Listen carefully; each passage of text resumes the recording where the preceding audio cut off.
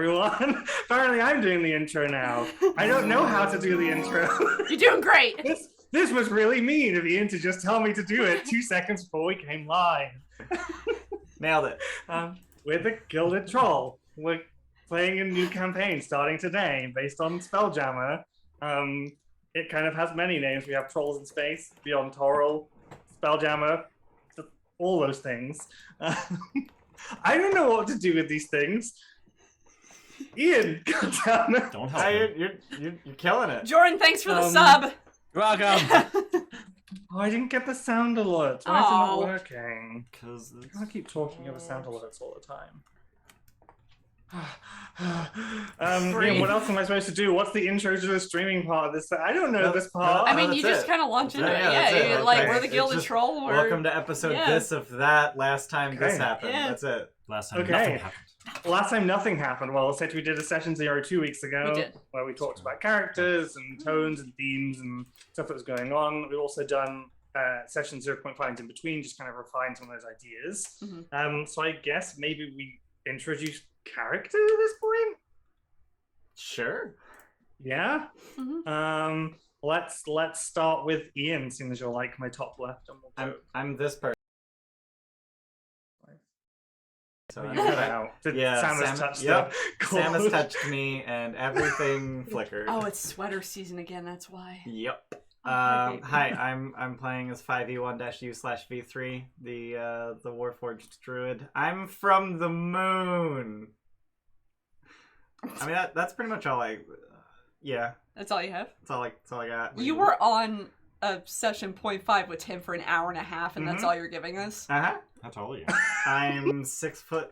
How much do you weigh? 300 pounds. 6'4" is what I think we rolled for last time. I've got 6'5" on my character sheet. Okay. Well, everybody reports. Then I'll have to adjust my height map for you. That's fine. I'll just change it to 6'4". You mean 6? It's fine. 6'4" now. I'm 6'4" now. 300 pounds, like 298 or something. Some ridiculous number. Thanks for the follow, Boston Brand. Boston Brand. I'm 1,300 years old. I've watched a lot of Torillian history from the moon. Neat. Probably understood basically none of it. You're just like, huh. Like, oh, that group of lights went out and then slowly started coming back on over the course of what is time? When Neverwinter got destroyed for the 8th time. Yeah. It's probably happened again since then. Okay, cool. I guess I will move on to Steph. Who are you? I am Hideg. I am an adorable Hungarian named, hi. You're so loud. Hi. I'm a Dohwar, thanks to Tim making a homebrew race for me.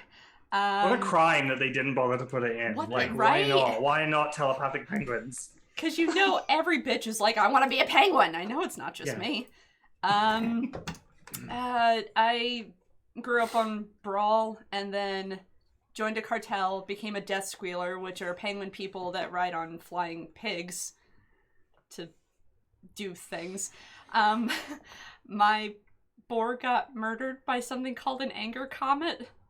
Murder comet. Murder comet. Murder. And it made my boar into bacon. Oh no. We don't talk about it. And then the president did turn your gravity into gravy. Oh my god, bacon and gravy though? Still trafe. It's still trafe. And I had a falling out with the president of the cartel, so I said fuck that. Made my way to Luskin, did some trade with the Arcane Brotherhood, with Netherese trinkets, and then Ithrin went back up into space, and I was like, okay, I got no money now, and I decided to join the academy. I am 3 foot even, which is, I found out small for a Dohwar, so now I just have a Napoleon complex. Can you imagine a penguin in a Napoleon costume? How cute! It's adorable. It's gotta exist already. I think it does. I'm tiny and angry. I'm gonna be a barbarian.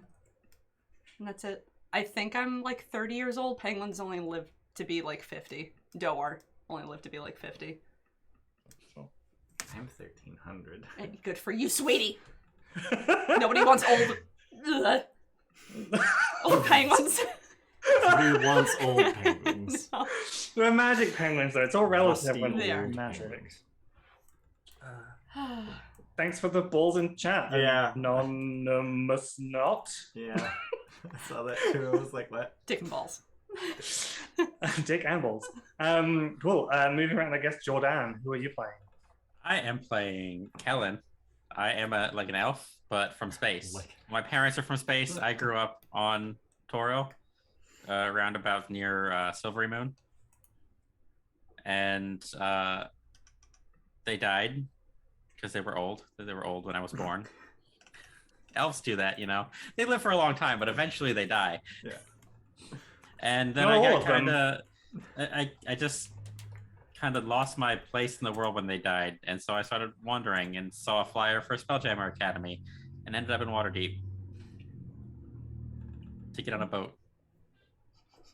And you're playing a bard, yes? Playing a bard, yes. I'm like average human-ish height, like I'm 5'7", so it's like Where in the world is that average, Jordan? the world. Yeah, exactly.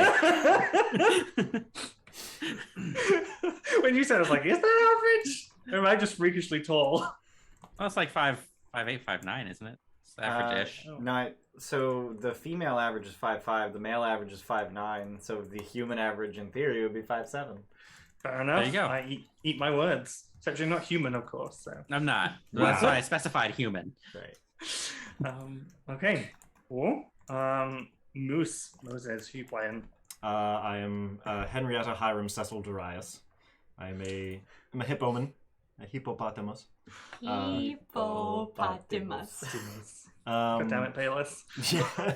It's gonna happen every time, isn't it? Every fucking time Every someone says hippo. Yeah, I'm a Giff ranger. There's an egg on my chest and a sort of egg Bjorn at the moment. That I will occasionally refer to as Chauncey.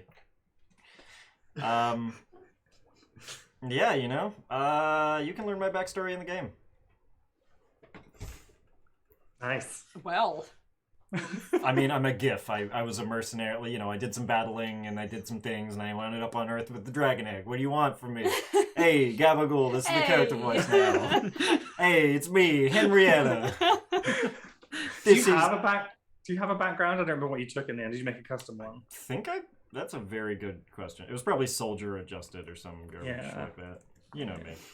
Mercenary, Yeah. marine. Some trash like that. Anywhere on this? Yeah, I adjusted it. Yeah, it was soldier. Now it's Giff conservationist. Oh yeah, I care about the environment. Oh yeah! I care about all life except for those fuckers over there. You know the ones. Cool. Yeah, them. Of course, them. Yeah. Don't talk about them. Yeah. Okay, The and obviously others. The I'm others. gonna be everyone else. Where do you come from? I from space. I am the personification of the color curse, and I've come to kill you all in real life. Oh, cool. Dope. It's gonna be short. Yeah, probably. We may have a fifth player rotate in and out every now and then for a couple of the arcs. A couple of other people I'll talk to about it, just to like throw things into the mix of it, get some, and add fresh blood in every now and then. Also be nice because there's quite a lot of NPCs that are planned, and some of them it'd be nice for me to not have to think about. So make a PC who starts as an NPC but is then played by someone else. So we'll probably do that. And I guess a special thanks to Mr. Bayless for all the amazing art he's done. Wrapping it up in like a week is pretty fucking hardcore. yeah, Fucking Jesus. impressive. That man is a force of nature. Thank His you so commissions much, are open Bayless. now too, so if you want awesome art, Hit up Bayless. I think they're open. Don't quote me on that. Open soon. Open soon. I think he was saying he was looking forward to doing some writing for November, so Yeah. he was actually planning on taking a little art break, but maybe More. You can always ask. yeah. I guess this is my part now, right? Uh-huh. Yes. Oh Christ! I don't know how to start. I didn't write a start. So we're on a spaceship and it's hurling toward a sun. What do you do? No. Yeah, Yeah, so Tim, I what do believe. you do? What do? I cry. I Panic. vomit in this bin next to my desk, and then I run away crying more. No. So I believe two of you, 5e and Hideg, are at least starting in Luskan, which is the northernmost port, because each of you will have applied to Spelljammer Academy, which is where we're starting our adventure, and you were given a port and a date at which to attend to be collected by a ship to be taken to the academy. So the two of you would have started on what is actually the 14th of February, which is Toriak in D&D calendar, which is the day of the Grand Revel, the Valentine's Day festival, the goddesses of beauty and love. We're together on Valentine's Day. This is right there, I'm sorry. And I guess for Luskan being in the north, it's probably the first time in a couple of months that like lots of people kind of come together outside their houses. They've like dusted off their like best clothes, but they still have like fur wraps over them. But they're like huddling around, you know, like braziers at the end of the streets from like mulled wine, and just kind of like the first time they're kind of taking off like the winter shackles of whatever, and just kind of enjoying community once again, because they were probably all locked away for most of the winter because of the cold. So actually the port is one of the quieter areas of the city, because they also don't want drunken revelers messing around in the docks with fire barrels. Oh, God. Yeah. Oh, thank you. Oh, a crit for me? For me? No. You shouldn't have. Really? You're already fine. I'm not going to use a crit on you in the first two levels, because how mean would I have to be? Yes. I'm a barbarian, I can take it. Just make sure it's like a D4 crit. Remember how many things I didn't do, Tim. D4 crit could still like kill one of you. Yeah, I have 9 hit points. How many do I have? Wait. How am I doing? Oh, I'm okay. Ranges are D10. I have 15. Okay. You're not killing me. Oh my god. Only two Okay, minutes. challenge accepted. But thank you. X that one, X one. No, what? X that X one, that. X that X one, X guy X. See, I can't say it that fast. Thanks, that one guy. Hi, Matt. I love you. Doxing him, oh my god. Oh my god, he's mad on our streams I when know, he plays. I'm kid. I wasn't gonna dox his real name just in case. But anyway, so the dogs are slightly quiet this time of year, and you are aware that one of them is kind of held aside as a Spelljammer dock. That is where like you may have signed up, or you're at least told to report to. There's currently like nobody at the recruitment desk because the recruitment period is closed right now. But there is a grand galleon declaring itself the Moon Dancer, moored at what you know is the Spelljammer docks, like nudging a wink to people. A lot of people in Faerun are aware of spelljamming, but it's kept pretty on the hush because of the general populace knew like about it. People would obviously freak out. Right. So they're kind of controlled. Most of the time, Spelljammer ships look like regular ships because they had to land 5 miles out and then sail in, is this to keep the pretense of them just being regular ships. Cute. So yeah, What happens when someone asks for like their manifest or their travel logs, and it's just like, where the fuck did you come It's from? like Harry. It's like Harry being at the station going, "Where's platform 9 3/4?" And you just get a bunch of weird looks, and they ignore you. Right, but when you have to like pay taxes, that gets real awkward, and people want to So impound your ship. there's a dock master that's specifically designated for like the Spelljammer dock because it's that like high risk, high reward kind of thing. So it just has its own dedicated dock master. Got it. Okay. Yeah, and it is very much like a 9 3/4. It's almost like you have like the main dock here, and it's like there's a crumbled down warehouse, but if you go behind the warehouse, there's suddenly like actually like an office station there. It's like, but no one would go back there unless they knew they needed to, kind of thing. It's just like tucked away. Yeah, so they're all kind of just off the side. But yeah, there's a grand galleon, a 3-masted ship called the Moon Dancer. There are people loading things on board, and yeah, the crew looks like they're preparing to set sail. It's probably, I guess, about 11:30. If it's leaving at 12, I guess you're there that kind of time. Yeah, I'm going to assume for the purposes of not having to repeat essentially the same encounter that you're all actually getting on at the same time. So you can ask questions as though you're all here originally, but just for like purposes of moving down the thing, you can say this is when you're getting on, these are things you'll see, but you can all pile in if you want to talk in the encounter as though everyone is here at the same time. Okay. So I would have arrived at the dock at dawn and then just stared at the sun the entire time they were getting ready until it was time to board. Standing where? On the dock. Do you understand time? Generally, I'm aware of time as a concept. Okay. Neat statue. To jump up to do that?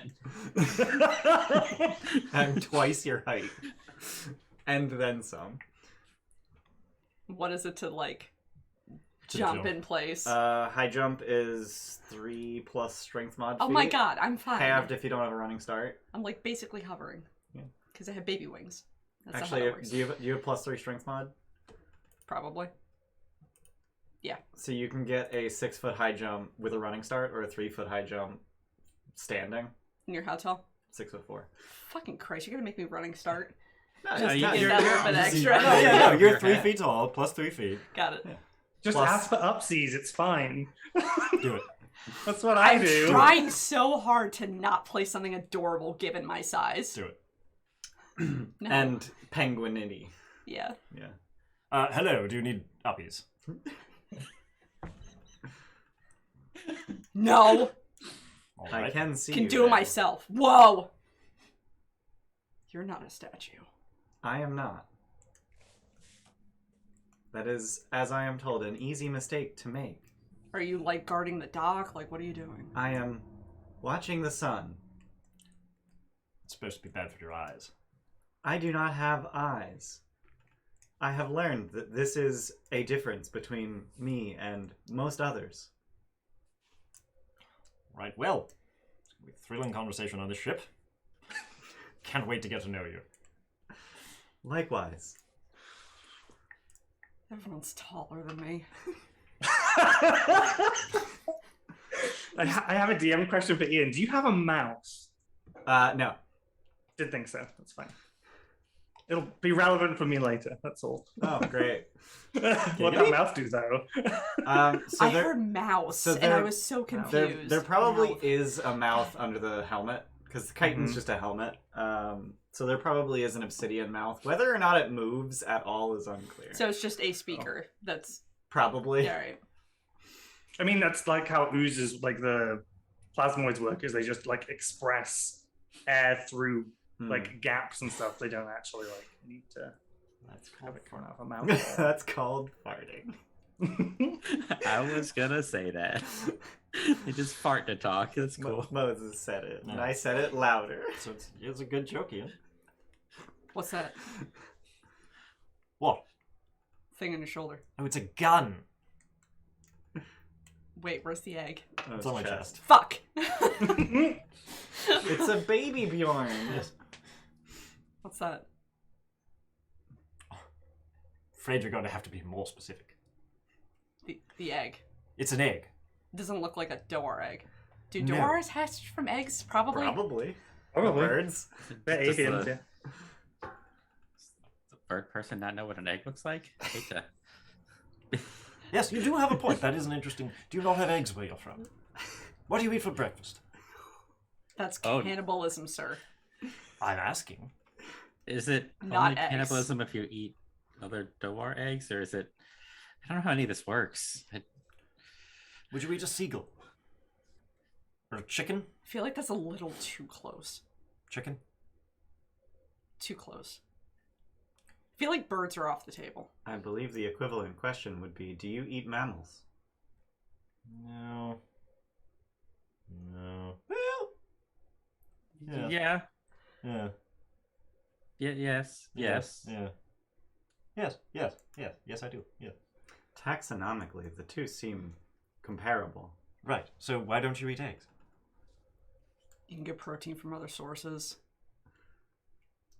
So you're like a vegan? Or... With these muscles, nah. I mean, I've met a fellow.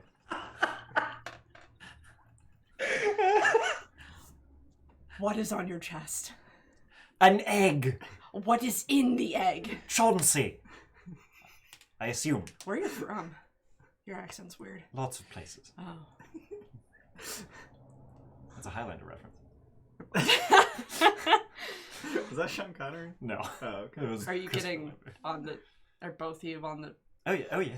Oh, great. Okay. All right. Well, I thought it was have nice either of you conversation. been in battle before? Oh yes. Okay. Have you? I am unfamiliar with the concept. Of fighting? No. I'm aware that it exists, but only theoretically. Well, with any luck, we'll have a real fight. That would be enlightening. Exciting. I respect you a little bit more. I'm not sure about you. Understandable. Shall we? I'm assuming you all introduce yourselves with your names to each other. Oh, by the way, my name's Henry. Hello, my name is.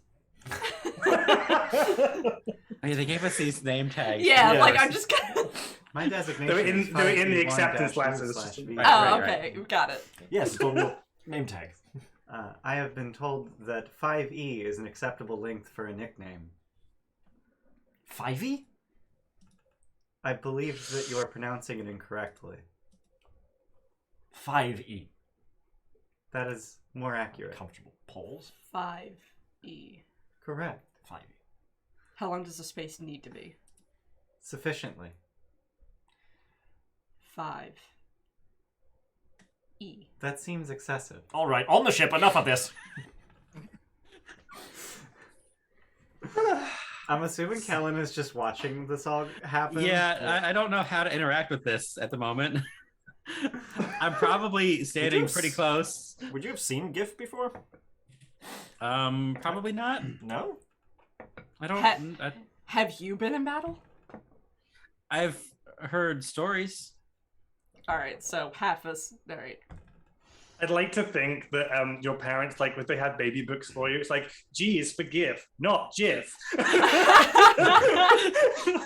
Hey, it's entirely for fair. God. All right, so you're going to make your way to the ship. Uh-huh. Okay, so as you approach up the gangway, this is the full-on just like treasure planet where the Tabaxi captain just like does the like somersault in the air and just lands on the deck and kind of just looks about you. She's tricorn hat, female Tabaxi in the high breeches. It is just her, as in the movie. I just thought we'll just copy and paste her. And she just kind of sort of imperiously looks at you and goes, yes, what is it? Who are you? Letter. Oh, fine. Nephrite! And she just walks off without giving you another look. And sort of from below decks, a fairly tall female humanoid figure comes up. She's wearing like a black bodysuit. Like you think like 7 of 9 from Star Trek, but it's like black scales, like really thin black scales. And she has like the little red Spelljammer like cut off midriff jacket over the top of it.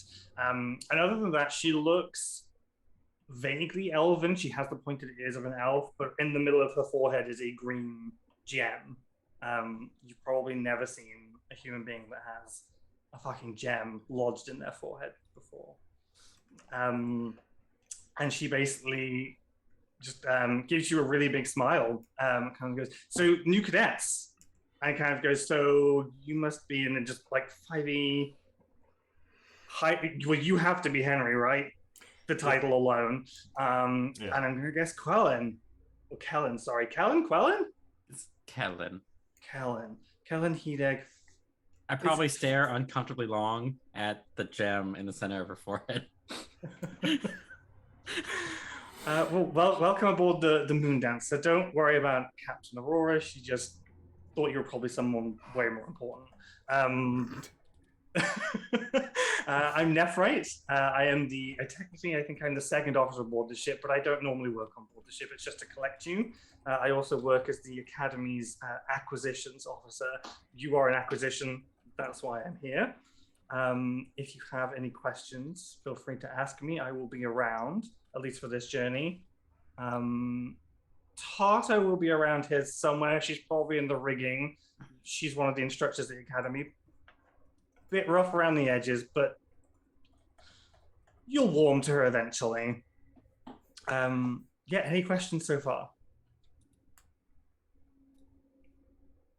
Good. Where are we going? To the academy. But like specifically?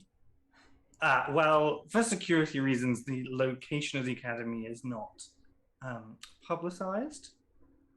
We were a little familiar with it in previous years, but we've had some recent security concerns. So, and actually, this is the point where she actually she looks at you, 5e, and just kind of goes, "This is probably an incredibly rude question. Do you consume matter? Do you have a way of consuming things?" He doesn't eat eggs. Good to know. I'll let the galley chef know. I do not consume matter. No. All right. Well, we'll cross that bridge when we get to it. But yeah, the final location of the academy is not publicized. Maybe once you're there, you've been a term, you'll figure it out, or someone will probably tell you. But for the meantime, until we know and you sort of been accepted into the ranks, it's very much a closely guarded secret for security reasons. With that in mind, are we to be confined below decks? Not at all. At least for the journey down to Port Nianzaro, you're free to roam about. We will stop at the ports and collect trade goods. We keep the academy fed, so we'll be picking up the things that we need. So here at Luskan, we picked up some furs that were required for some of the officers' quarters. We'll be stopping at Waterdeep for animals, livestock. Candlekeep, we have a trade agreement with for various tomes and maps. But yeah, we will be stopping, and you're free. You have a sort of port day at each place to do what you want. You're not confined on board. We may occasionally ask you to help, but you're not a working sailor. You're effectively a guest, although the quarters are not luxurious in any way. It's 2 to a room, hammocks. But yeah, you're not confined. You can do anything you like. It's just the last leg of the journey from Port Nianzaro, you will be confined. So how many recruits are we talking?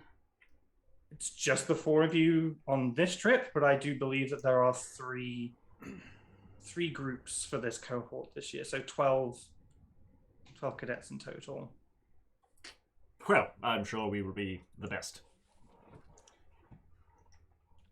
At that point, this great big Saint Bernard's dog runs up and probably begins leaping up at the egg, I guess, because the biggest thing, and there's something exciting up there. Just barking really happily, and you see he has a little barrel under his neck, the typical Saint Bernard's mountain. Don't dog. eat eggs. I just pick him up and I go, "Hello there, how are you?"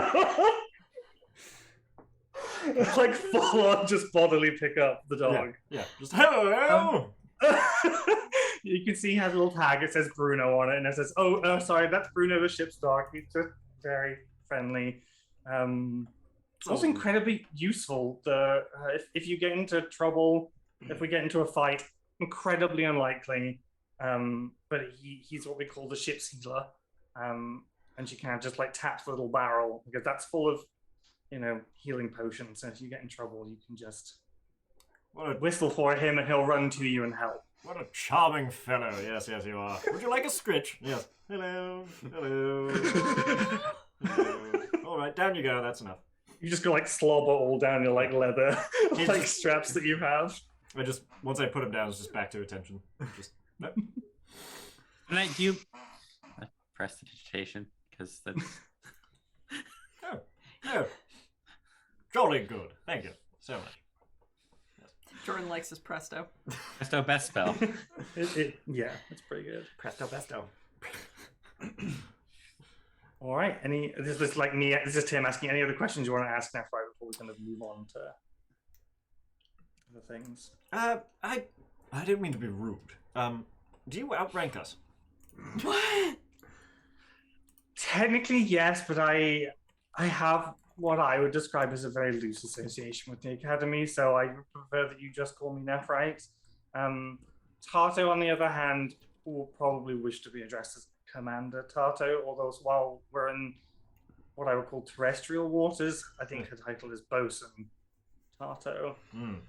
So- Spelled the traditional way. Of course. Yeah. Boatswain. Yes. Yeah. Very good. Well, that's all. All right then.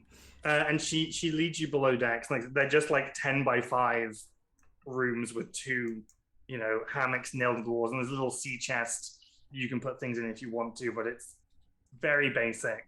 But it's not like you're sleeping with the crew in the hold or anything.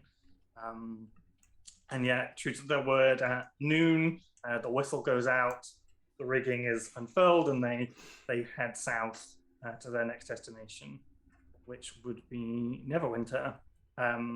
They stop there for a day. You're allowed off the ship to do whatever you wish to do. I think they probably arrive 2 p.m. or so the day before, and then you have sort of almost 24 hours in port, so a night and a morning. Whatever you wish to do, if there's anything. I think for the most part, I'm just going to be exploring port cities, just kind of wandering aimlessly. Yeah. And just learning something interesting about each city. It's too hot down here. I stay on the ship. I'd like to buy a parrot. Don't know that Neverwinter will have parrots. Drat. At least widely available. You're not in Neverwinter anyway. You're getting on at Port Nanzara, aren't you? So you could get Oh, a yeah, parrot. that's true. Yeah, I'll Yeah, buy a okay. parrot. Yeah. It was just for the purpose of me introducing Explain it, characters. yeah. I didn't want to have to repeat the introductions for every single one of you getting on every port. Yeah. But yeah, given that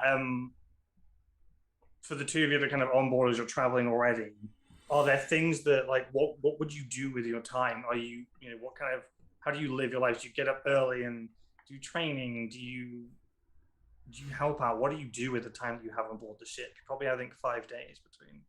But in general, as you travel, what do you do with your time? If they need help loading things on, I'm definitely doing that. I'm working out for at least 3 hours every morning. Just finding the heaviest shit and just benching it. Like coils of rope. Yeah. Bench Bruno a little bit until Bruno gets pissed off and runs away. I don't think he would. I think he'd love it. At this point, some point he sees something there's a rat and he just goes and you just fall with him. And just repeatedly asking everybody on board, have you been in battle? You probably get a generally positive response that they have. This is an active ship. It's a galleon. It has seen fights. Yeah. Right on. And there are probably a few people on board that you see probably have the Spelljammer pin, the Academy pin. It's not widely out on a lapel, but they might have it on the inside of a lapel or attached to something. A lot of people, a few people on board would have them. Just a little bit hidden. Yeah. So they're not in a port. No one's gonna just look immediately and go, "What the fuck is that?" But if they needed to, they could just. Do we have the pins at this point? No, probably Okay. not. We just have our "Hi, my name is." Yeah. There. Chick is little shaky. Stuck to my carapace. It's gonna pull out a feather.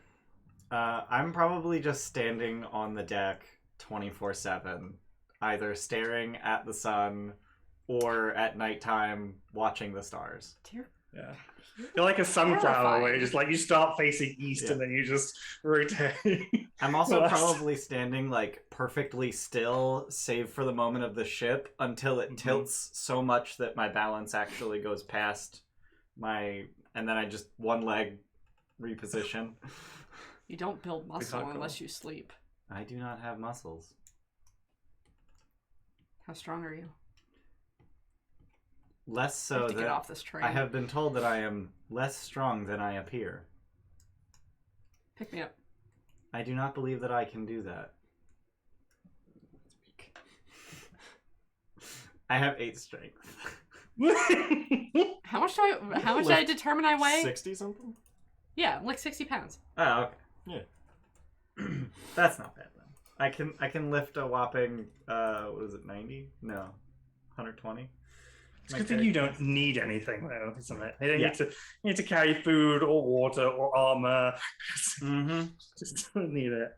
I mean, I do have, statistically, I do have armor in my carry But it's- capacity. Part of you. Yeah. Do you just have the staff out at all times too? Yeah. Okay.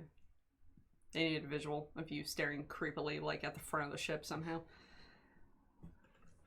No, I would be Okay. staring off the port side because we're headed south. And Got it. sun. Well, I mean, I guess it would turn around slowly. Yeah, you just rotate. Yep. So there'll be a certain point where the mast is in your way. Yeah. But the sun will be overhead, so it won't be too bad. Cool. Okay. So Yes. Sundial that's been installed on this ship for the duration of the journey. It's like a slightly darker patch on the deck where the sun just isn't touching that shadow as it goes along. Cool. So we head down to Waterdeep where Quelin's getting on board. Yep. So yeah, we've already kind of had the introduction. But yeah, same question for you. Like once you're on board now on the ship as it's traveling, I think the next leg down is fairly long. So what do you do on board as you travel? So I have that astral elf thing where I have proficiency in water vehicles just through the knowledge of space. So I probably spend some time on deck just watching to see how the picture I have in my head of how these things should go actually works. The practical. For you, a curious thing given your proficiency, you notice that for a ship that's being, piloted, captained on water, barely anyone is ever at the wheel, but it doesn't really ever deviate. Like it seems fine. The ship is moving exactly as it should do, but there's oftentimes you look and just no one is at the wheel, but things are fine. I'll make a mental note and move on. Like that's and I'll probably every couple hours look over just to see if anybody's there. Like occasionally someone will stand and almost just they're not even pretending, but they're just doing it almost out of habit. Mm-hmm. They're just kind of standing there and just holding it and just kind of enjoying being at the helm. But there doesn't ever actually really ever seem to be someone who's standing actively there and moving the wheel to get the ship going. There doesn't seem to be something that happens. There's probably sometimes also when I'll just stand next to 5e, arms crossed, looking around for 5 minutes at a time. And then move on. Okay. Cool. And then we head down. Stops at Baldur's Gate, Candlekeep, more trade on it. It's kind of boxes of books and scrolls and things like that. They have a good trade agreement with them for materials for the library at the academy. Waterdeep livestock was brought on board, as well as vegetables, wheats, and grains. Food consumables were brought on board. And then the last stop is Port Nanzaru, which is where Henry. Are we going to call you Henry, or do you want Henrietta for the most part? Henry's good. Henry comes on board. If you wanted to have purchased a parrot, I will let you have purchased a parrot. Yep. But it's still just a parrot. Yeah. So it's probably going to fly off at some point. Completely understandable. He really just wanted to hang out with a parrot for a day. That's fair. That's fair. You could have done that. Bought an entire parrot to have it for one day. Well, now those it's free. things live for 70 years. That's some rich people energy. It's free. Now I can point your shoulder and go, what is that? Oh, well, it was a parrot. Inferior bird. It's just 2 green feathers left on your shoulder there and some droppings. I'll just tuck them into my lapel. You all again have the day in Port Nanzaru. The other episode you should have met, so I just didn't, but Tarto, Bosun Tarto on the ship is a female Hadozi, which is the flying monkey race. Mm-hmm. She has one side of her face is fairly heavily scarred, the line through the eye, the classical pirate scar. She is also prolific for chain smoking cigars. She will nearly always have one in her mouth, so she's constantly talking with a cigar in her mouth, and she's just really gravelly, piratey cigar monkey. Someone clip that, please. I'm gonna have to, every time I need to do, I'm gonna have to try and talk like I have a cigar in my mouth. But it's probably audio poison for everyone else. No, it's funny as shit. I literally just battle. put in my notes, Tarto, piratey cigar monkey. Yep. Basically, You've seen battle. You've seen battle. Kid, listen. There's so many rungs below me. I feel I should tell you it's really fucking rude to ask people about the stars. But it's impressive. Like, it's not rude. I respect you more. I mean, I'm just warning you. Less good people are gonna punch you right in the mouth. But you didn't. Well, I have what they call a duty of care. You know, I don't think the Academy like to just go around beating the shit out of the cadets. Some of the teachers would maybe be okay with that, but not, no. You're gonna be my favorite, I have a feeling. Okay, I've already forgotten your name, but okay. I have a name tag. I have a name tag. Tim, what is it that you're chewing on? I think it's a pen. It's a pen. Yeah. Okay. Yeah, Oh, I mistook your headphone wire for like a cable, and I thought that was like a stylus. No.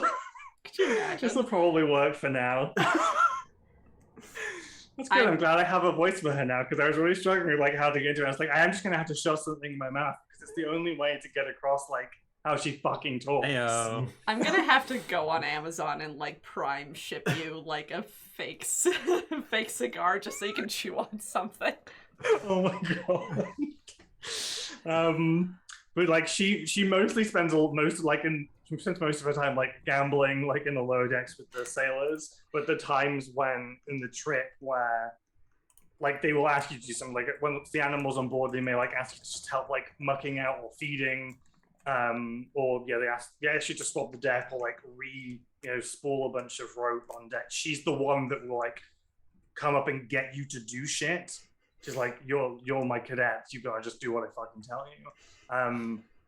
And you very much feel watched as you're doing these things, like you're being assessed as you're asked to perform tasks essentially while you're on board. But yeah, you're not worked to the bone. It's like every other day someone go, hey, can you just help out with this job for an hour, kind of thing. And she's normally the one that will ask you to come and do it, and she will normally be within eye line to kind of make sure you're not fucking up most of the time. Yeah, that's Tarto. Henry, what do you kind of generally do on board? Probably help clean, swab, be a little too officious with rank and command and things like that. Clean the egg from time to time. Very, very rarely, maybe at dawn or so, someone might see him just take it out of the Bjorn and kind of... And then you...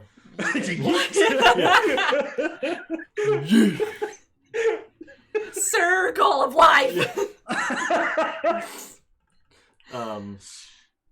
Yeah, I mean, if there's probably...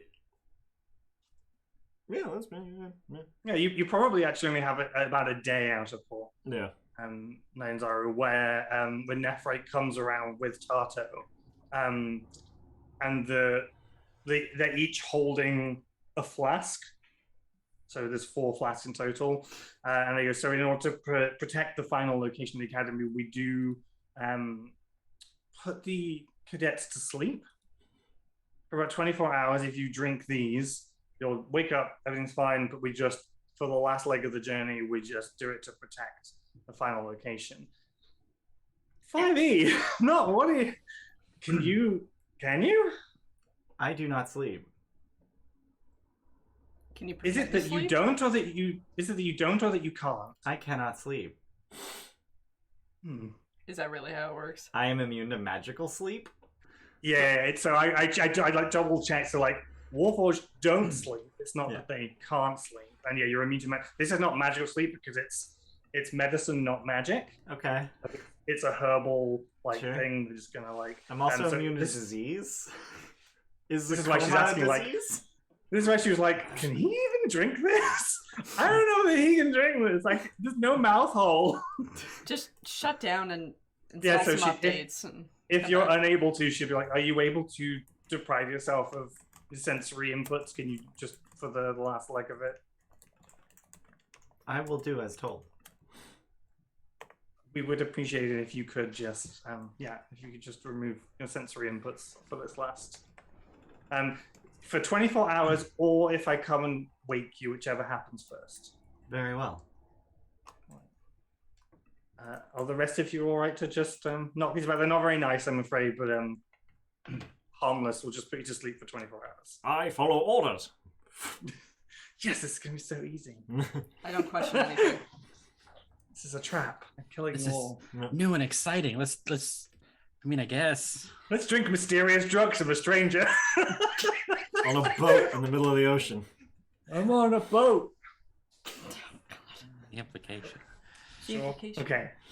So you drink these concoctions. They don't. It's kind of a very bitter, like the herbal, like minty flavored, like actual fresh mint, rather than what we have as mint flavor. That kind of bitter herbalism flavor. So you drink them, and yeah, very quickly within a couple of minutes, you get woozy and fall asleep. 5e, I guess, like your eye plates just kind of dim. Yeah, probably. Yeah, with little shutters or anything that just. That would be funny. I found Bruno. Hi, Bruno. There's not much I Hi, can do. Bruno. Hi, Bruno. Okay. I wrote as much as 2 things of box text for this whole thing. So here's one of them. Because I actually hate box text because you can tell the point at which you're going from natural narrative to delivering narrative, you know what I mean? So I try not to use it right. Thanks, Super CT. But before we get to that, I wrote what 5e learns in each of the port cities. Sure. And I would like to share them. So in Luskan, 5e learned, people are interested in me. It's probably because of my armor. Mm-hmm. In Neverwinter, people will remain in cities that are doomed to be destroyed repeatedly. It's utterly idiotic. In Waterdeep, all of these cities are the lights I've seen in the sky. Yeah.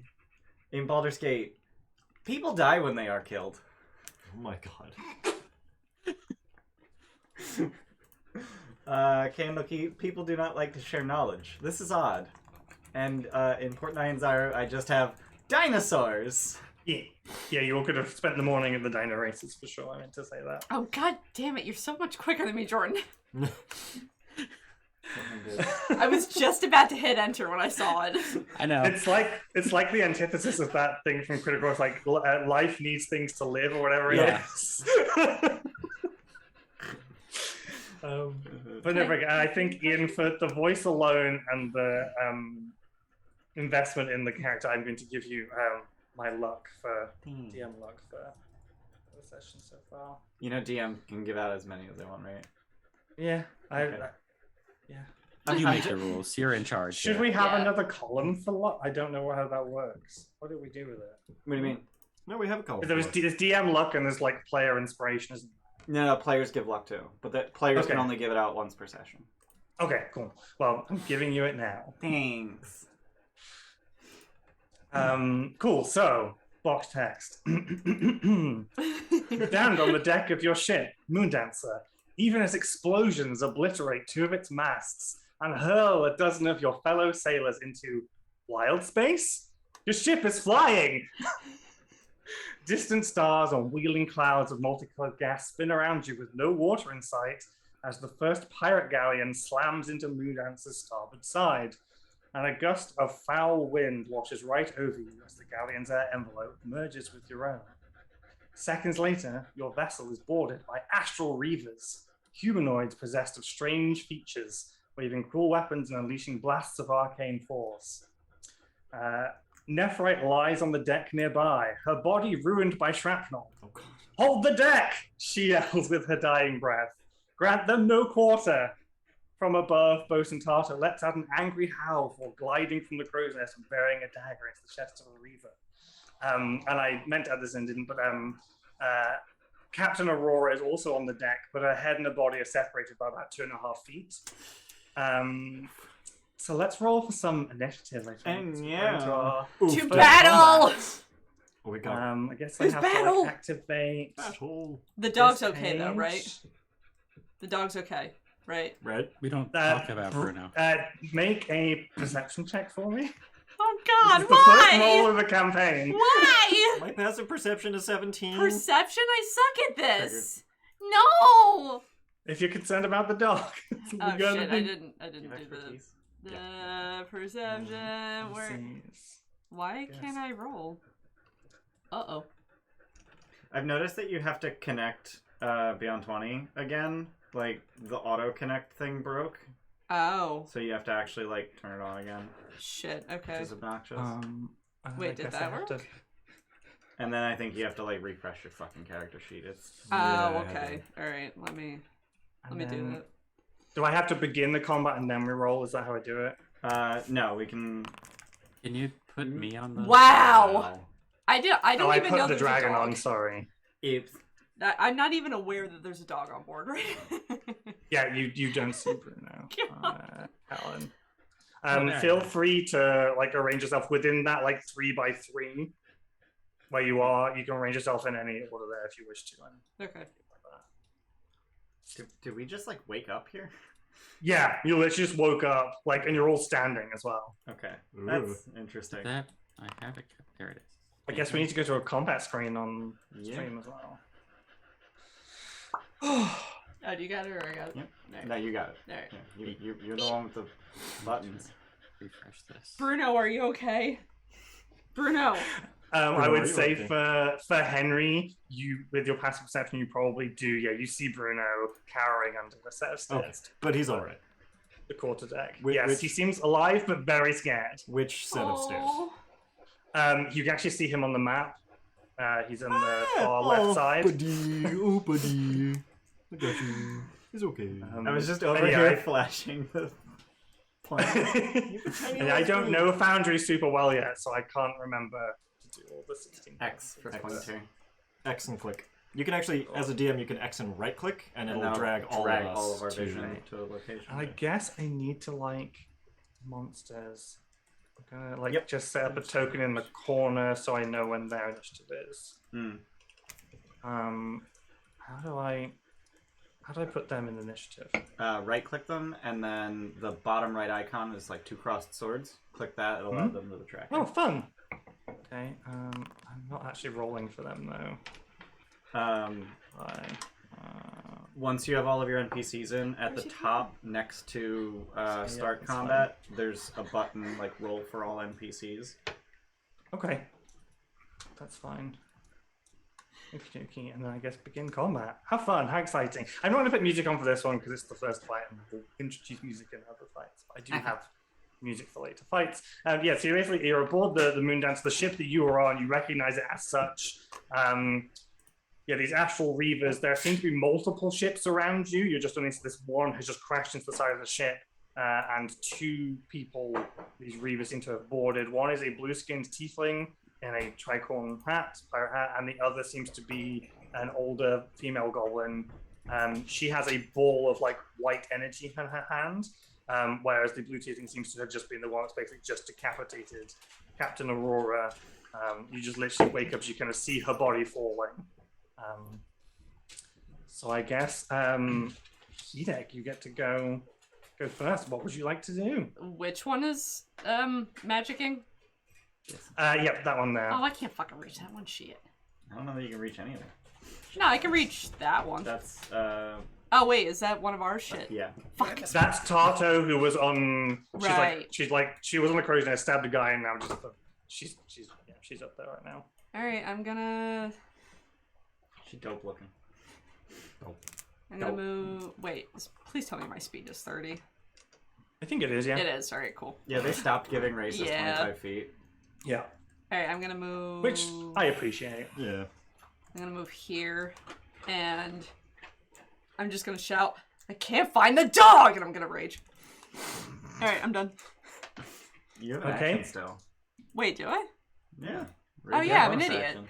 Do I have anything throw? Throw some. You should have javelins. I have hand axes too. Fuck. All right, There you go. we're gonna hit that guy. Sure. Rage damage bonus only applies to melee, or is it any strength attack?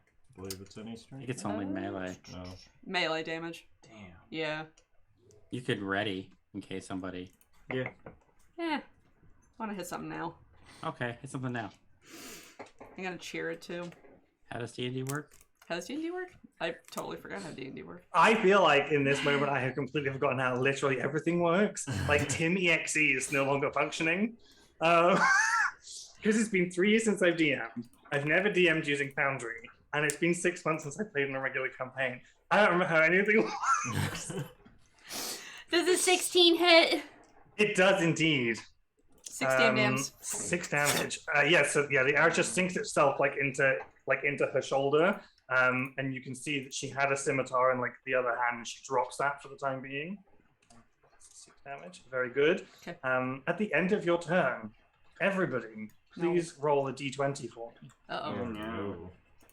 As a second Spelljammer ship soars overhead and arrows rain down on the deck. Oh my god. We suck. You all fail and take 3 piercing damage as a hail of arrows pierces the deck. Well, Steph only takes 1. Sure. Yeah. You get that, Steph, because you're raging. Cold, blowing me, that hurt. I guess, Henrietta, you are up. So sorry. Cold blimey! Cold blimey! Fucking arrows! There's arrows, mate! Oh, I say!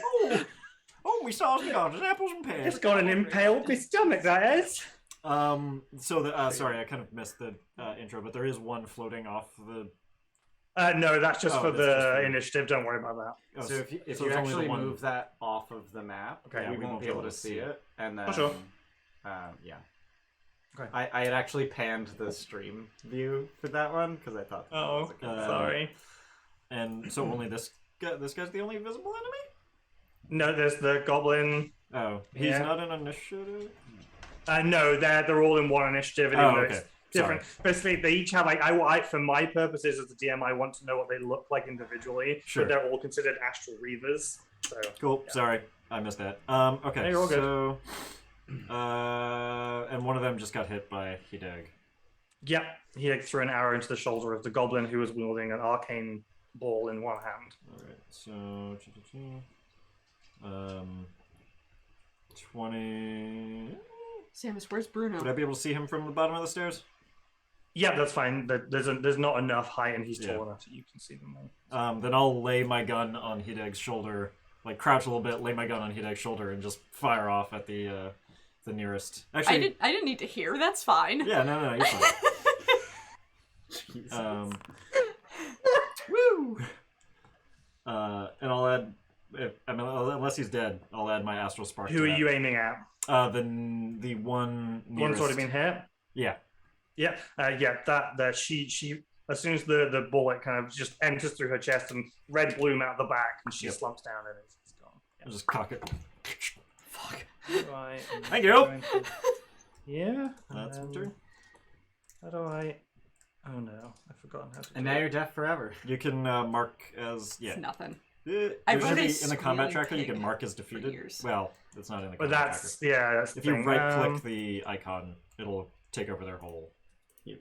Okay, that's what I was trying to do. Yeah. Wasn't doing it. There we go. Yeah. Cool. Excellent. Yeah, they are dead zoes. Anything else for you? I will keep moving up the stairs. With my 5, 10. All right. That's it. Okie dokie. At the end of your turn, Oh no. I need to check. That is actually. My favorite photo. Oh, I wrote these down, and then I deleted the names of them. 'Cause I'm a fucking idiot. Bear with. Whoopsie doodle. Okay, cool.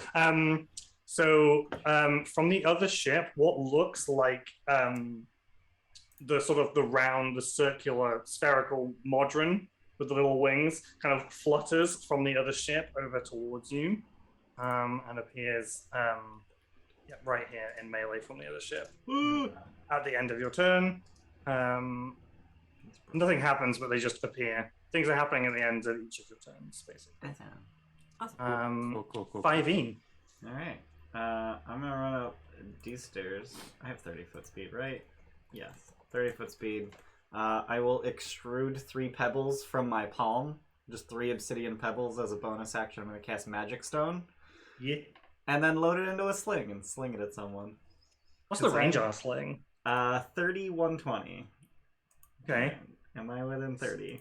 No, I am not. Oh. So I'm gonna roll a disadvantage. Okay. Fuck. Unfortunately, that is not significant. So yeah, the rock just kind of flings off, and you watch as it leaves off the side of the ship, and then there's a moment which you know it should stop, but it kind of just doesn't and keeps going. Just keeps floating off. Wee! I rolled max damage. Oh, honey. Oh. Sorry, baby. You could have cheered. You've got plenty of cheers. Use your resources. Use your resources. I do. Anything else for you, or is that you done? You know what? I do have resources. I'm gonna luck. Okay. There you go. Hey! Way better. Yes. You roll So in max fact, damage it doesn't again. do that at all. Or it does, but it loops around underneath the ship and the gravity wire and just come around and smacks him in the forehead. I meant to do that. You have homing Yeah. stones? There was a plan. Why did that not? Why does everyone have better weapons than me? Don't know. I'm so mad! Just loading another round in the gun. I don't know. Okay. Anything else? Nope, that's my turn. Okay, Callan. Oh, actually, no. At the end of Ian's turn, I was hoping you forget. another Reaver appears. This one. Now, this is just by sheer coincidence because I rolled for random looks. This is a humanoid figure entirely made out of shattered mirrored glass. Dope. So it's very 17-esque. 18. Yeah. Hussy but- appeared. Where's that token? This one. They just walk up the prow of the ship, and they also begin like collecting a ball of energy in between their hands, Oh, good. looking at who they're going to throw it at. Cool token. Probably 5 That was years. a very cool token. Yeah.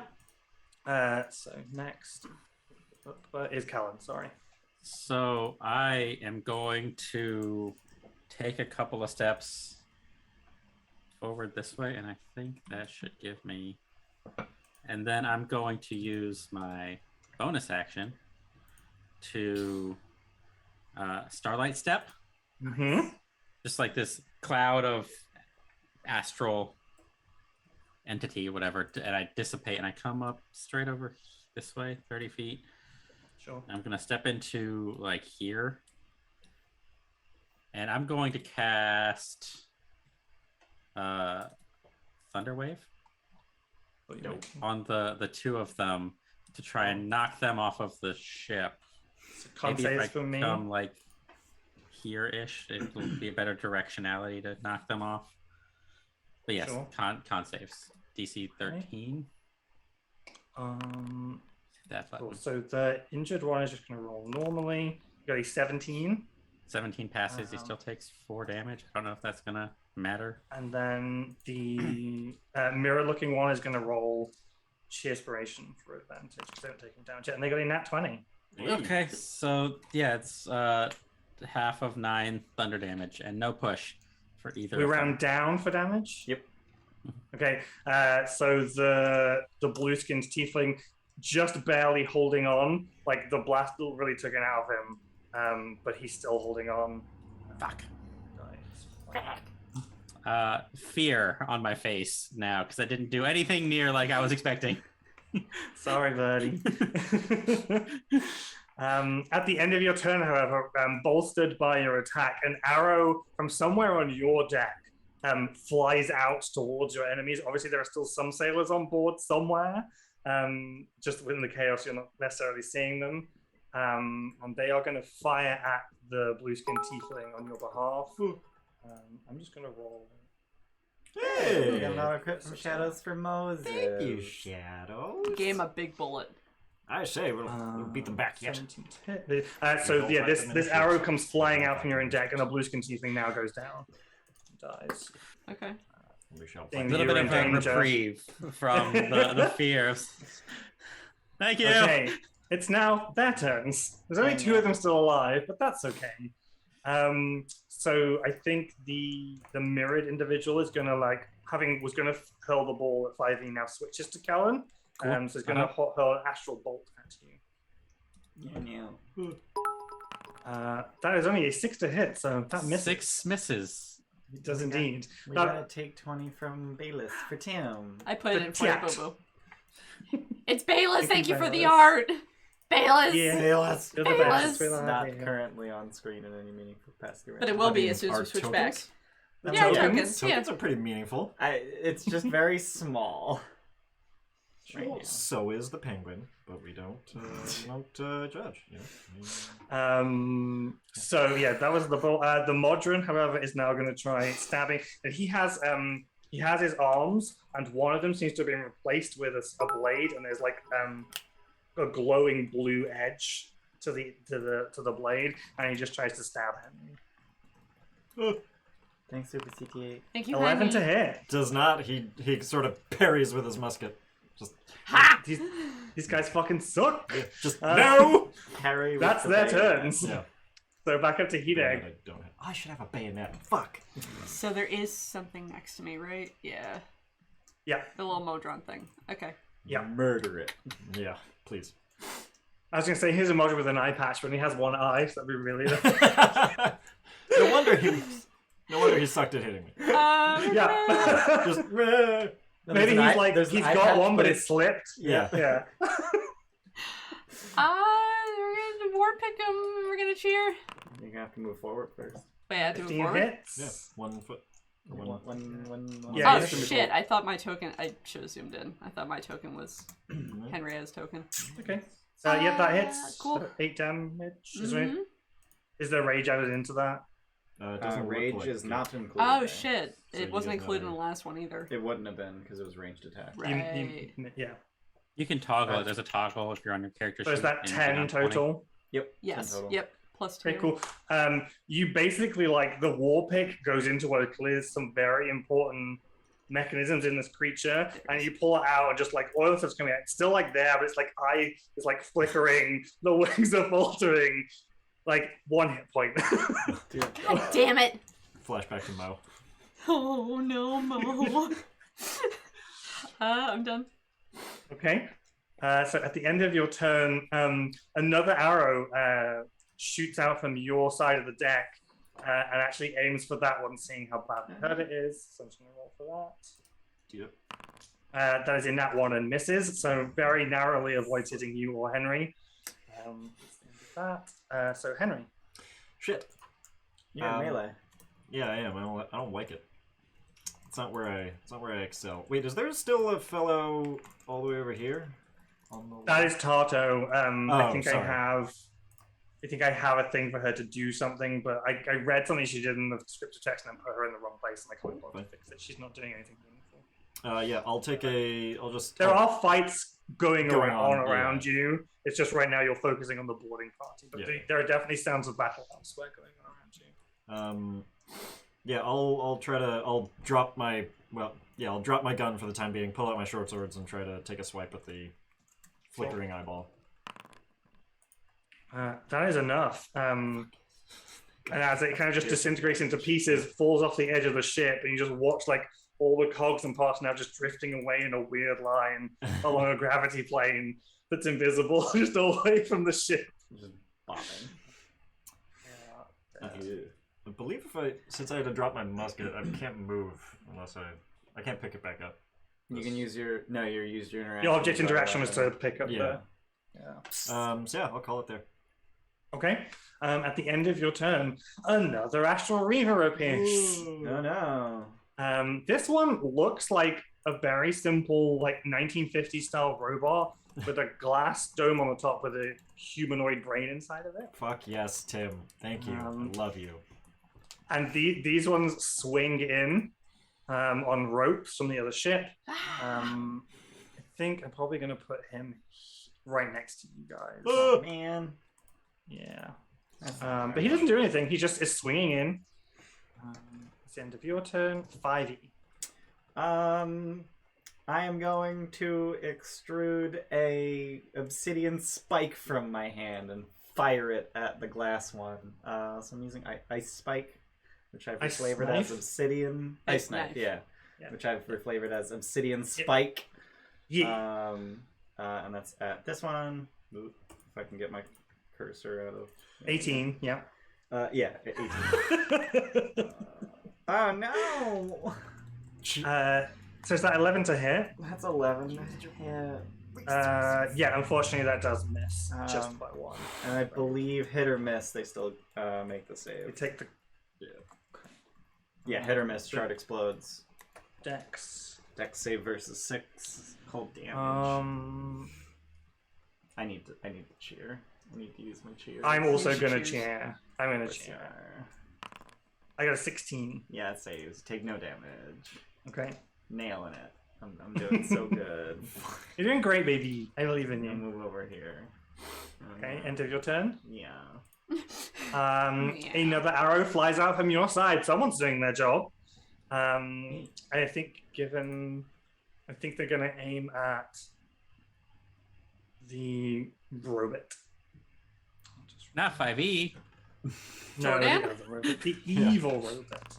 Jordan? That was a natural 3, so they miss, unfortunately. Useless crew. Not useless. They're helpful. They're very helpful. Callan. I am going to back up and stand next to 5e where I feel safer. And then I am going to reach out and call down a star onto the same guy that 5e just threw an ice knife at. I'm casting Sacred Flame. So it's a Okay, dex so save. dex save for me. Max Not gonna damage. share it. 16. Fuck you. God damn it. I love these no one takes any damage for an entire round fights. I'm going to also And look I keep at setting him up, he's knocking him down.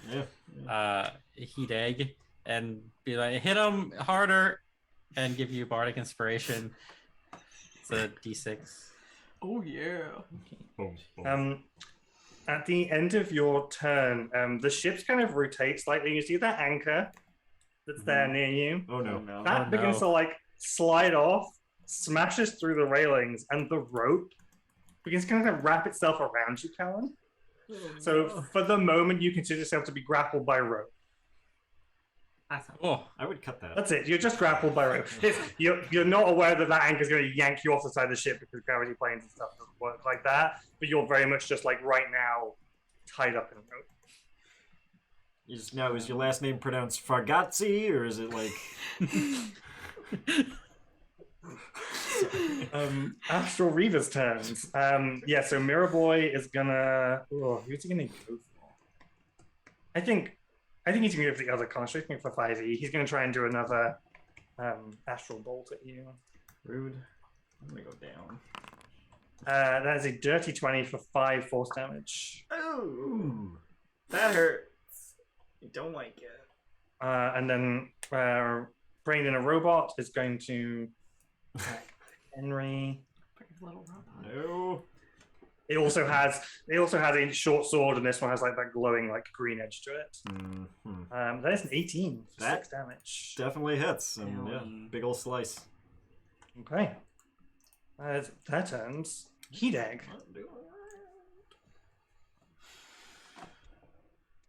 Is it too early to use a crit? Probably. Feels like he is. Feels like it is. I'm gonna say DM to players. Yeah, don't use your crits. But the robot buddy. All right, I'm gonna. All right. There's also a dog with a healing potion necklace. I can't find it.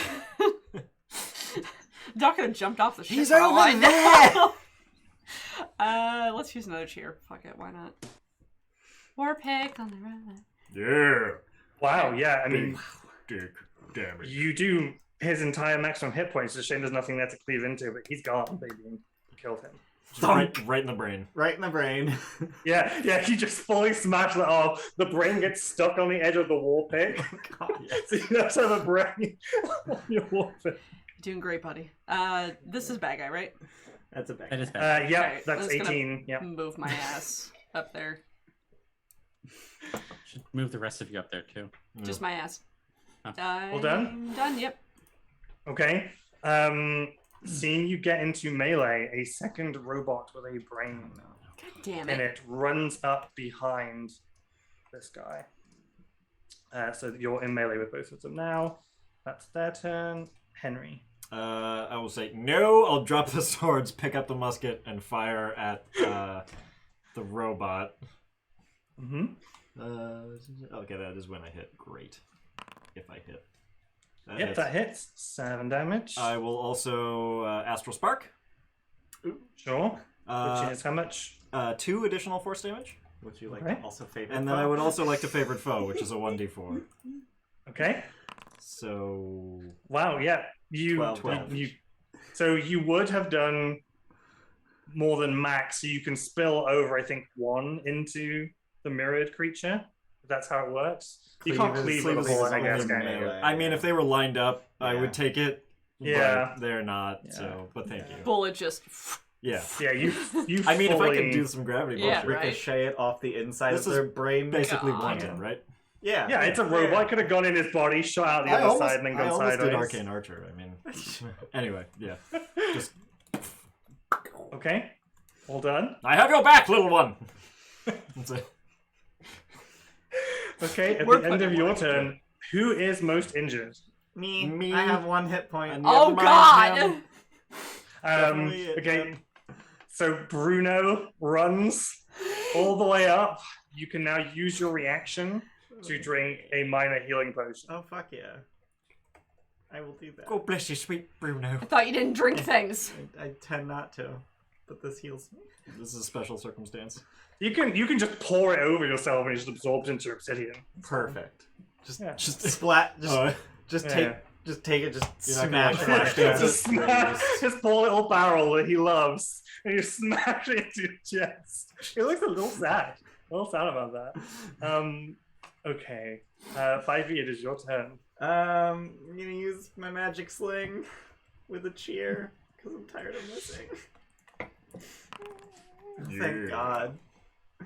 And that's against the mirror dude. Yep. A whopping 4 Okay, damage. definitely hits. That's still standing. Yep. But yeah, looking pretty hurt. I will bonus action healing word. And actually, like, as the stone like impacts, you watch it get stuck, and then it immediately mirrors and just adds to the form. Ooh, I will bonus action healing word on Henrietta. thank you. 6. Nice. That is good. I like. Thank you. Okay. Saving mine until somebody went down.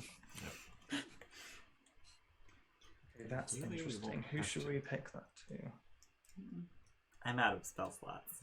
I think Got stones. let's Got stones, kid. at the end of your turn, the ships kind of turn once again, like instead of tipping on that axis, though they're now tipping on their regular axis to like move, and the rigging of the ship moves around, and all the like loose ropes and like broken sails and smack into 5e and Quelin. Oof. Hideg, you're low enough on the stairs, doesn't affect you, but if you two could both roll, I've got acrobatics checks, but I'm going to say they're dexterity saving throws. Okay. Yeah. I'm I'm gonna cheer because I've been rolling like ass. Yeah, same. Does it matter that Jordan is grappled? I don't know, does it? What does grappling do? Shouldn't. Not I'm just statistically. asking. Restrain gives you disadvantage Yeah. on dex saves. I didn't know. No, not for flavor. Okay. You both succeed. Nice. On a, Nice. why have I got on a failure? You stay where you are. What? Oh, I see what's happened. Oh, it was supposed to be okay. What you're doing is you're jumping out of the way, and given stuff, you can now both move an additional 10 feet in any direction you want immediately. As part of that, you've jumped essentially out the way of the rigging. Does this clear my grapple? Yeah, I will say yes for this, but maybe you don't move, but you can clear your grapple. Okay, that's fair. That way. Yeah. I don't know. I must have been drunk when I was writing these. If you don't, I will. Okay. Okay. That was the end of that turn. That's So, faster Cullen, than you me are. anyway. Turns out that So wasn't. still only the one hostile target. Yeah. We're gonna Sacred Flame again. Okay. So, dex save for me. Spells. Hit this one. 14. Fuck you. Sorry, man. There's 3 things I've cast and 3 things that have been saved against. Is that your turn? Yeah, I think I'm gonna. I'll stay here next to Bruno. Okay. And I'll use my bonus action to give Scritches. Okay, at the end of your turn, do you see that like the mirror creature begins like again pull like kind of like arcane bolt between their hands, but instead of them like hurling or anything that's happened, there's just a huge explosion, and you all feel like the wood planks underneath your feet like give way, like the ship just like immediately just breaks into hundreds of pieces. Oh my god. Here's the only other second piece of flavor text though. As that thunderous explosion shakes the ship, filling the air with splinters of wood, bodies are hurled onto wild space, then everything stops. Wreckage hangs motionless. Reavers freeze in the middle of their attacks. Even the stars stop twinkling. The illusion of wild space melts away, and you find yourself staring up at a ceiling made of carved brown rock as you recline in a comfortable yet utilitarian chair. A familiar, cigar-choked voice calls from nearby, "End simulation!" And your chairs return to their upright positions. On a raised dice in the center room stands Tarto, now dressed in a red and gold military jacket, a full row of medals on her chest. And for a moment she goes, like, Nephrite is fine, Aurora is fine, they're all fucking fine. All right? Where's Bruno, though? Where's Bruno? We don't talk about Bruno. I hate us. Welcome to Spelljammer Academy. That was your first taste of wild space. Good name, that. Wild things happen all the time. Yeah. So welcome. I've got more written down. I've got on here. I can't read my notes. This is some Ender's Game bullshit. Yeah, basically. But yeah, so you're in this domed room, and there's only the four of you in here, and these chairs kind of in a cross pattern, and she's on this little like raised platform between all four of you. Your backs are to her, so you can just hear her voice. But then if you turn around, you can see her. And any gear that you had with you appears to be lined up on the wall by a door. There's a single door that's closed right now. Yeah. Feel free to ask questions or anything if you wish to. So, how'd we do? I just got my pen back in. I mean, none of you fucking croaked it, so you did pretty good. Yeah, I've changed the accent. Yeah, you did. She was like New York before. No, it's good. And now she's Northern. No, it's good. That was Wait, just in the simulation. Tim is doing a New York accent and you're doing He was, yeah. Which means now I have to do New York. Yeah. Yeah, not bad. Not bad. Yeah, only you died. That happens quite often. I also say mechanically, you can all immediately hit long rest. Yeah. None of it counted. It was all fake, so you didn't actually spend any resources whatsoever. Dope. Okay. Yeah. But and if you had died, you would have had to take a level of exhaustion. So really. Cute. Yeah, and she's like, "Oh, this is a simulations chamber. Probably put you through tests before we take you up in the big old blue. Yeah, you'll see a lot of this place." I, for one, love it. I believe that the duplicity was unnecessary. Listen. I don't make the rules, but I think it's a very good test of how you respond to crises. If we told you what was happening, put you in a safe environment, you might have behaved differently. Now at least we can see what you're made of. I am made of obsidian, predominantly. I mean, what your spirit is made of. I cannot speak to the nature of my spirit. That's kind of sad, kid. Not gonna lie. Yeah. Well, anyway, welcome to the academy. You'll need to do all your orientation stuff for the day, and then you'll have to report back to me later for some jobs. Paperwork's on your bags. I'll walk you down to reception in a minute. Make sure you get yourself sorted. That's about it. Welcome to the academy, kids. Thanks. looking at the three of you. Are you children? Not the last time I checked. No. We have been referred to as kids repeatedly. Oh, this one is. Understood. You see, It is gestating.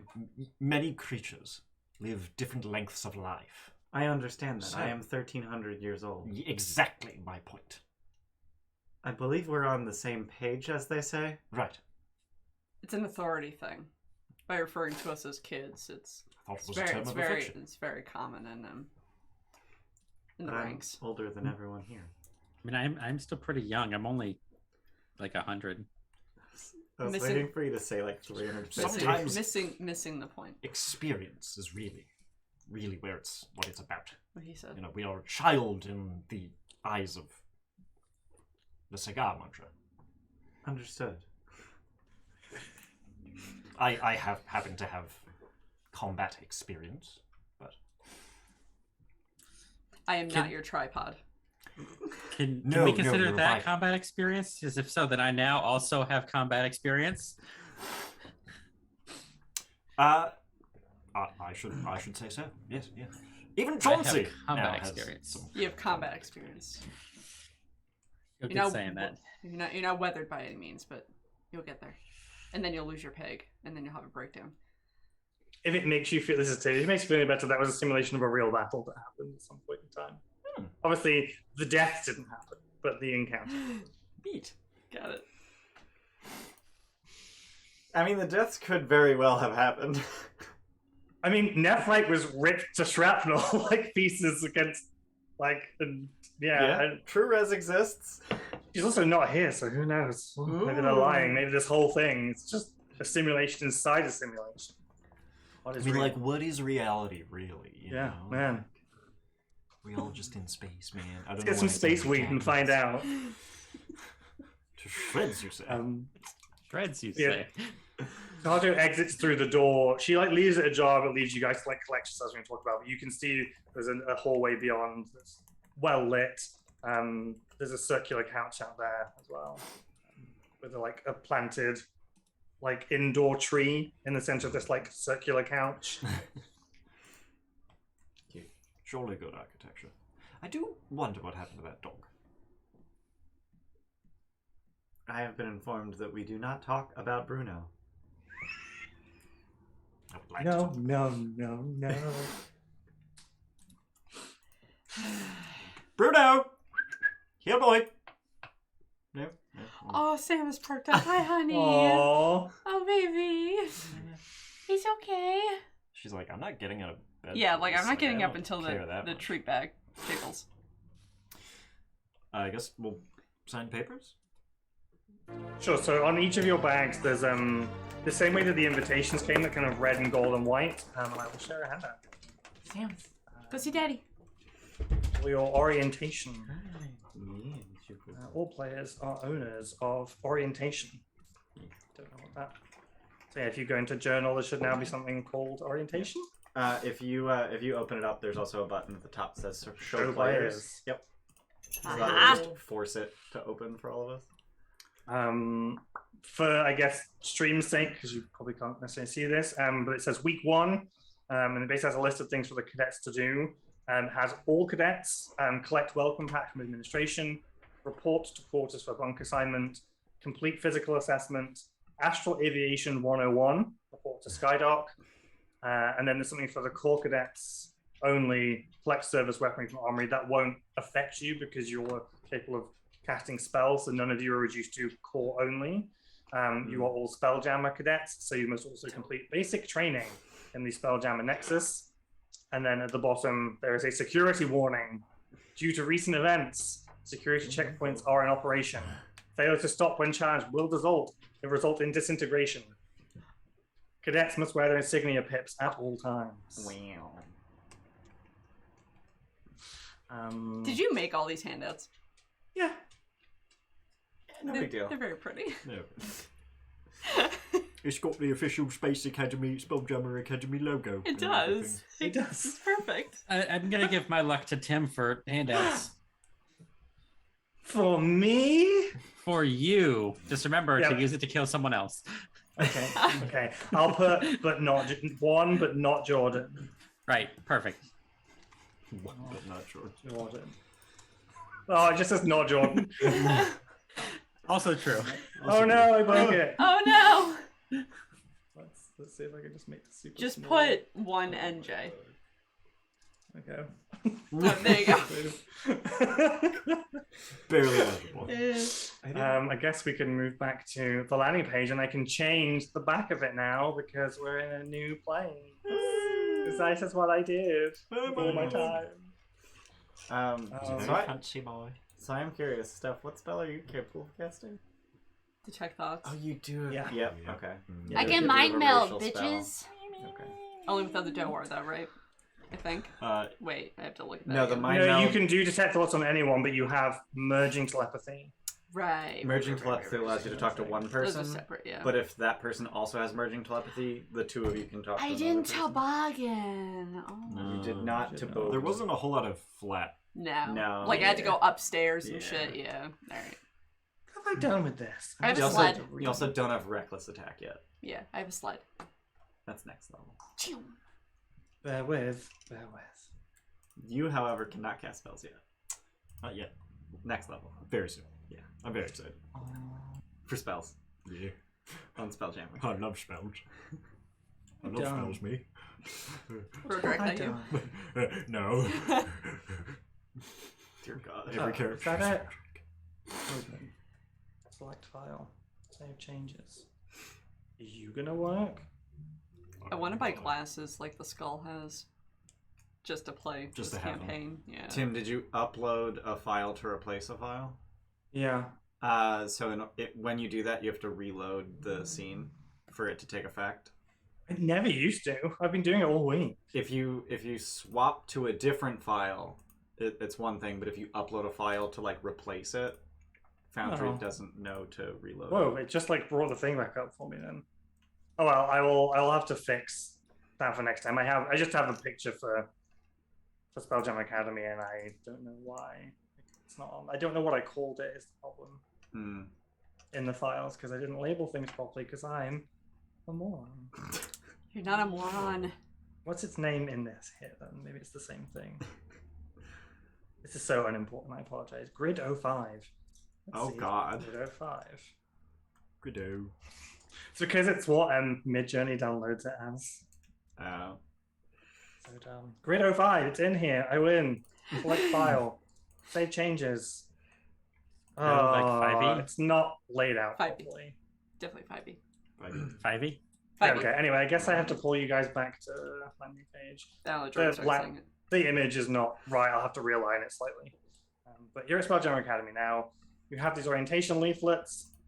Out in the hallway, like Nephra is actually kind of slightly nervously like looking around in your direction. And I guess Henry, with your decent passive perception, you probably hear say, "No, it's fine. I'll take them." They're probably not feeling super great right now. And you hear Tato walk off, and Nephra's just standing out in the hallway waiting for you guys. Approach. Hello. Yeah, good to go. I thought you were Everyone dead. Jinx. Yeah, it's my least favorite part of this entire process that they kill me. Was that based on a real event? The fight itself was, but all I guess the combatants were not. So you didn't die. Not as far as I'm aware. Yeah, Well- not in that fight anyway. I've been alive a long time. Well, surely good. Reporting Right. for duty. By the way. Very good. I'll have to escort you down to probably stores. We need to get your pips so that you can move about the academy freely. We'll also get you fitted with the rather fetching jackets, and she does like a little like shows off, like pops the collar. And says, if it's not your style, we have everything available. So as per your artwork, 2 of you want long coats and 2 of you want the little crop top ones, which is what she has. But yeah, if you're ready to go, I can lead you down. The security checkpoint will stop you without me, otherwise, because you haven't got your pips yet. Got it. I don't want to be disintegrated, so we should follow you. Okay. And she begins to lead you through the academy. The entire thing, like everywhere you go, every hallway, every room just seems to be carved rock. And it's not like super smooth and beautiful, and there's no like worked paving. It's all just carved rock. And I don't know that you see a window for quite a while as you begin to walk through the academy. At one point, you will see some stained glass, but it's so heavily stained you never like have a view outside. But you can tell, like, as you work your way through, you begin to go down quite a long spiral staircase. And you get views of other hallways and rooms. You see other people moving around in the red jackets. At one point, there's two halfling children who obviously don't appear to be cadets running around, and one of them kind of miscalculates a corner, doesn't make it, and accidentally like plops his entire body inside a plasmoid cadet, and is now just floating inside another person. And then like his brother comes and is like, "No, come on!" and just like yanks him out, like sorry, and like keeps running. Like there's potentially like maybe some of the senior family have found senior officers have family that live here. But it's busy. There's people around. It's just not like rammed. There aren't hundreds of people here, but there are dozens for sure. I do actually have like this is one of the things I did. I actually went through a map to every single floor of the academy. It's pointless because you'll never need to know. But for me, describing the academy, it's really useful to describe the journey. So I'm just going to refer to my maps to actually give you a sense of where you're going. I was going to ask, what kind of decor are we talking here? Is this like Starfleet? Is this everything's just really rough stones. There's like metal doors, and it's regular wooden doors. On the construction of like the doors are on the nicer side, and I would say like occasionally you will see like paintings. There are vases of flowers on plinths. There are couches that seem, velvet plush couches. It seems that a decent amount of money has been spent to make what would otherwise be a cave seem very nice. Got it. There are the magical like ever burning torches all along. Occasionally you'll see other forms of lighting too. There are these like sort of like drift globes, like glowing orbs, sometimes just along the ceiling bobbing above you just to give a different sense of light. But yeah, it's kind of nicely appointed cave, I guess. I think I'm a little uncomfortable not seeing the outside because I think this is the first time in my life that's been the case. Yeah, Probably. I imagine for a lot of people, it's quite disconcerting to be effectively trapped underground. Cause yeah, like I don't know how far underground we are, like where the closest bit to outside is. So yeah, it's a little uncomfortable. Okay, look at my maps. Okay, so that's simulations. So there's that circular couch with a tree in. She leads you forward down a spiral staircase. As you're kind of passing, there's a cross junction on the way to the staircase, and you hear the sounds of like a dining room off behind a closed door.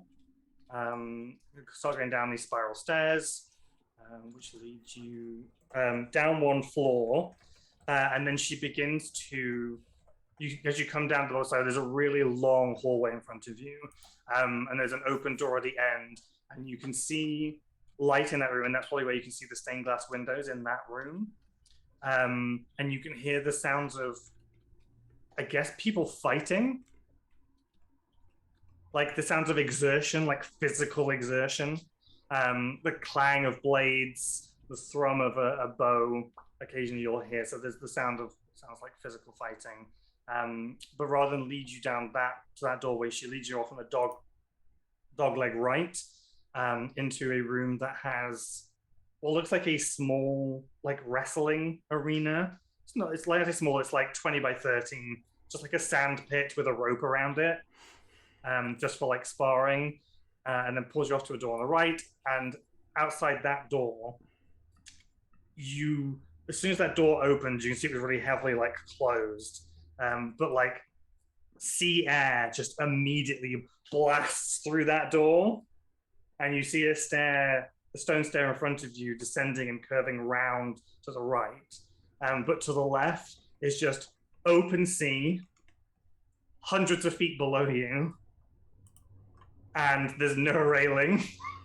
It's just an open staircase that curves around the side of this rock.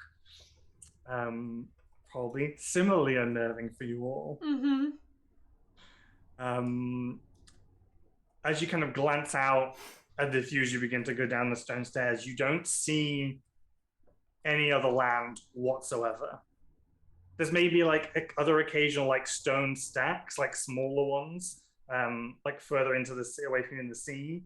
But other than whatever it is you're on this stone structure, you don't see anything else. No islands, no nothing. And she leads you down that curved stair. Where do we go next? So now that we see the outside and we see that there's nothing within like eyesight, can I ask Nephrite how long you were out? Like, was it actually 24 hours or was it longer? Yes, it was. Yeah. Okay. It was 24 hours. There were so many levels of duplicity, but we didn't lie about the fundamentals of it. It's like we were actually out for like a 10-day, and because 5e would have like rebooted, right, essentially, because it was 24 hours, or if I wake you up and you woke up at exactly 24 hours later. Okay.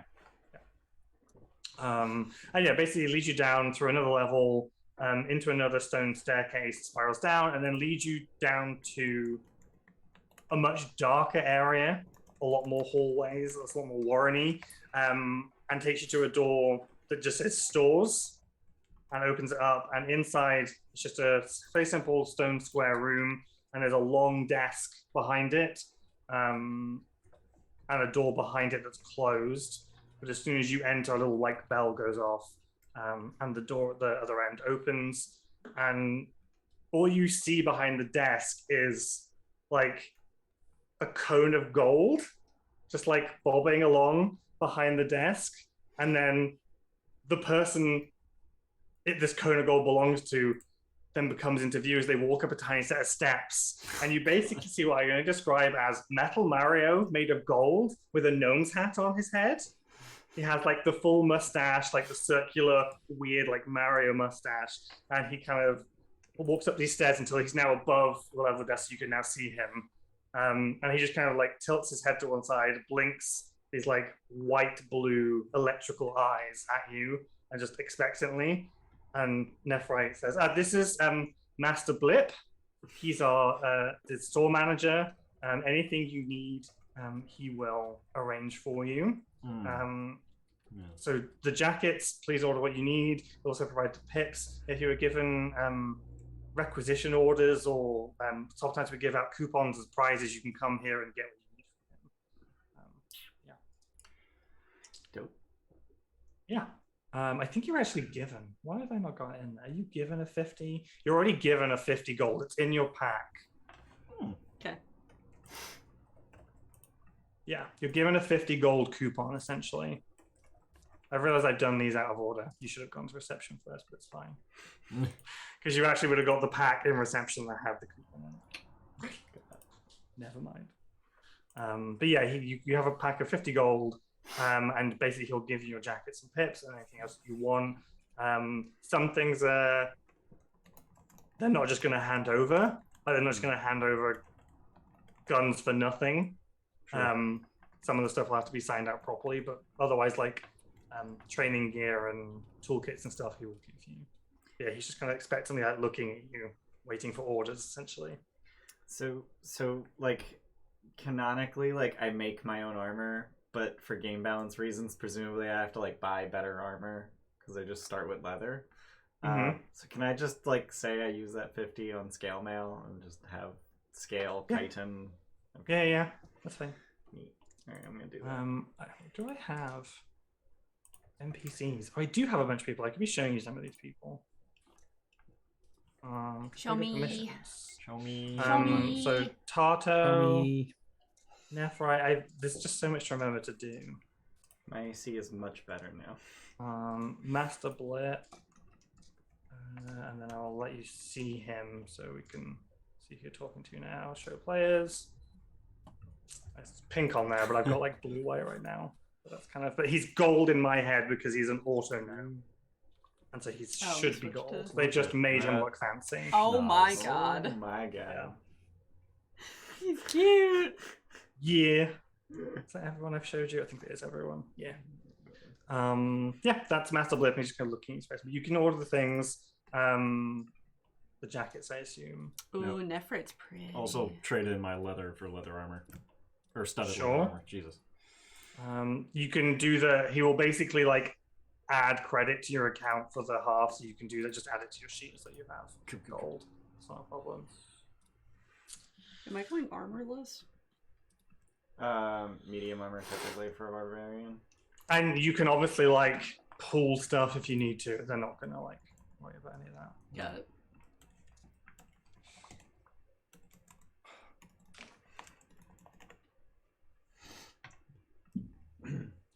Cool. Cool. Oh, So I'm your gonna do the jackets. studded leather thing. We're all... Medium? Probably scale mail. Scale mail. Okay. Yeah. If you can afford it, sure. Scale's only 50. All right. Cool. Take my coupon. What have I done? I mean, that's so. Scale is like starting armor. Like there are classes that start with scale, but Mhm. druid for some reason does not. No. I guess because it's made of metal, and barbarian for some reason does not, and I guess No. because screw you, you have unarmored defense. Mhm. Probably. Honestly. Buy gold. I just got it. I have 1 extra armor now. Go me. I have Go 3 you. extra. But yeah, kind of once you're done there, because you're now free to move about the academy. As per your pips, there will be security clearances clearly posted, so don't try to go in any areas you're not authorized to go in. You're all now classed as ensigns, I guess. I'm going to try and use the Star Trek ranking, so you're all ensigns right now. There are areas available for ensigns and visitors. Everything else is probably above your pay grade. You can sometimes be granted temporary authority to go into a restricted area, but otherwise stick to where you need to go. The disintegration is not a joke. I've seen it happen. Wheel. You And actually, as you would have walked around, you would have seen the security guards posted, and each of them has one of those, like, it's like a golden blade with a vibrating, glowing green edge on it. Dope. Dope. Where could we get one of Those. I believe they're for internal security purposes only. I don't even know if they function outside of the academy. Oh. I've never seen one outside there. I don't know. No. Are they similar to the ones we saw in the simulation? I believe they are the very same. So I wanted to bring that up. It's like they were functioning in the battle that we took place in. You were inside the academy. That's hard to. And it was an illusion. Have you never been on a holodeck before? No, I have not. Is this really that surprising as newbies? Is it a bit? Are you all right? Is it a bit much? Have we done too much? We really do throw you in. You did It's a lot. sign up for this, so. I've been through worse. I'm not used to people messing with my head like that. It's okay. This is Spelljammer Academy. I'm afraid that a lot of crazy, wild things happen out there. You should be prepared to have your perceptions, challenged. I've heard the stories. I just wasn't. I guess I wasn't properly prepared. I can't wait to get back up there myself. It's been too long. But what now, by the way? Standing orders, where are we Yes, so as per your orientation sheet, you will need to complete those activities today, please.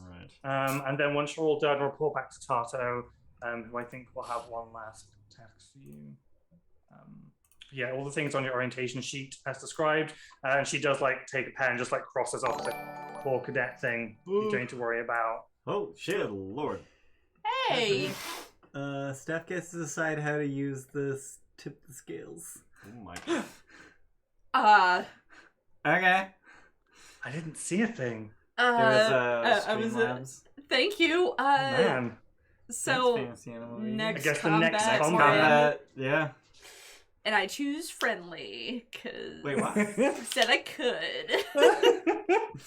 Thank you. I'll catch that in the next combat. More combat. Thank you very much. Murder.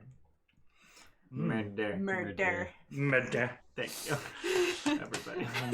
I think maybe we could take our break now. Before we move on. Yeah. I could do with going to the bathroom myself, and then we can move on to other things. Bustin' for the whiz. I've had a lot of water. You Yeah, guys, you guys are gonna see our A brand new baller BRB screen. BRB screen, which is very similar to the starting Pay very close soon, but- attention. Pay very close attention. And What we'll did be you do? back. 10 Okay. minutes. Okay. Bye. Bye.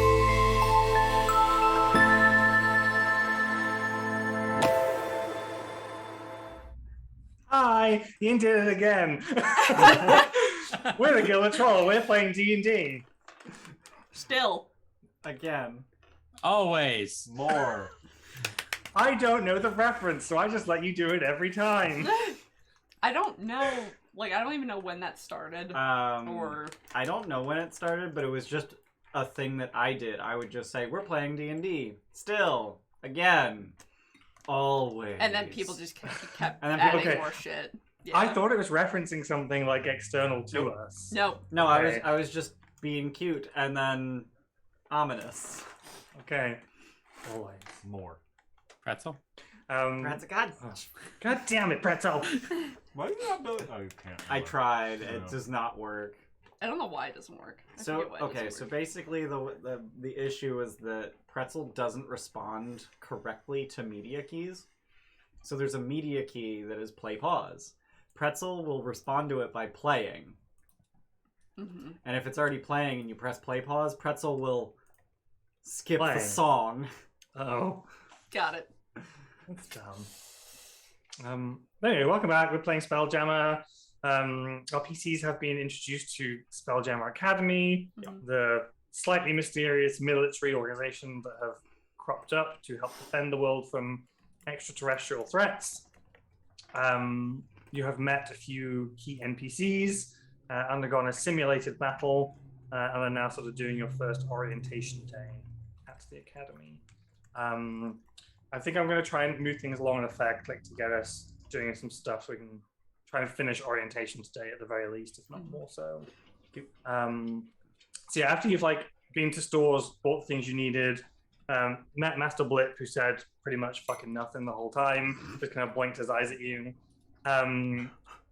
Nephrite says she's going to leave you now, but you're free to kind of wander around. She is going down to the reception area where you will be given like full welcome packs that have like a map of the academy, like lists of names of people you should know, stuff like that, like the regular kind of enrollment stuff that you should know. So she walks you down to the reception area, whereas like everywhere else you've been, it's all brown rock and then kind of the red and gold everywhere of the academy. When you move into the reception area, it's like being assaulted by pink. And you see behind the reception desk is a bright pink, what can only be described as a 6-foot lotus mantis, orchid mantis, standing behind the desk. And basically everything she has picked in her reception area has been picked to complement the magnificent colors on her carapace.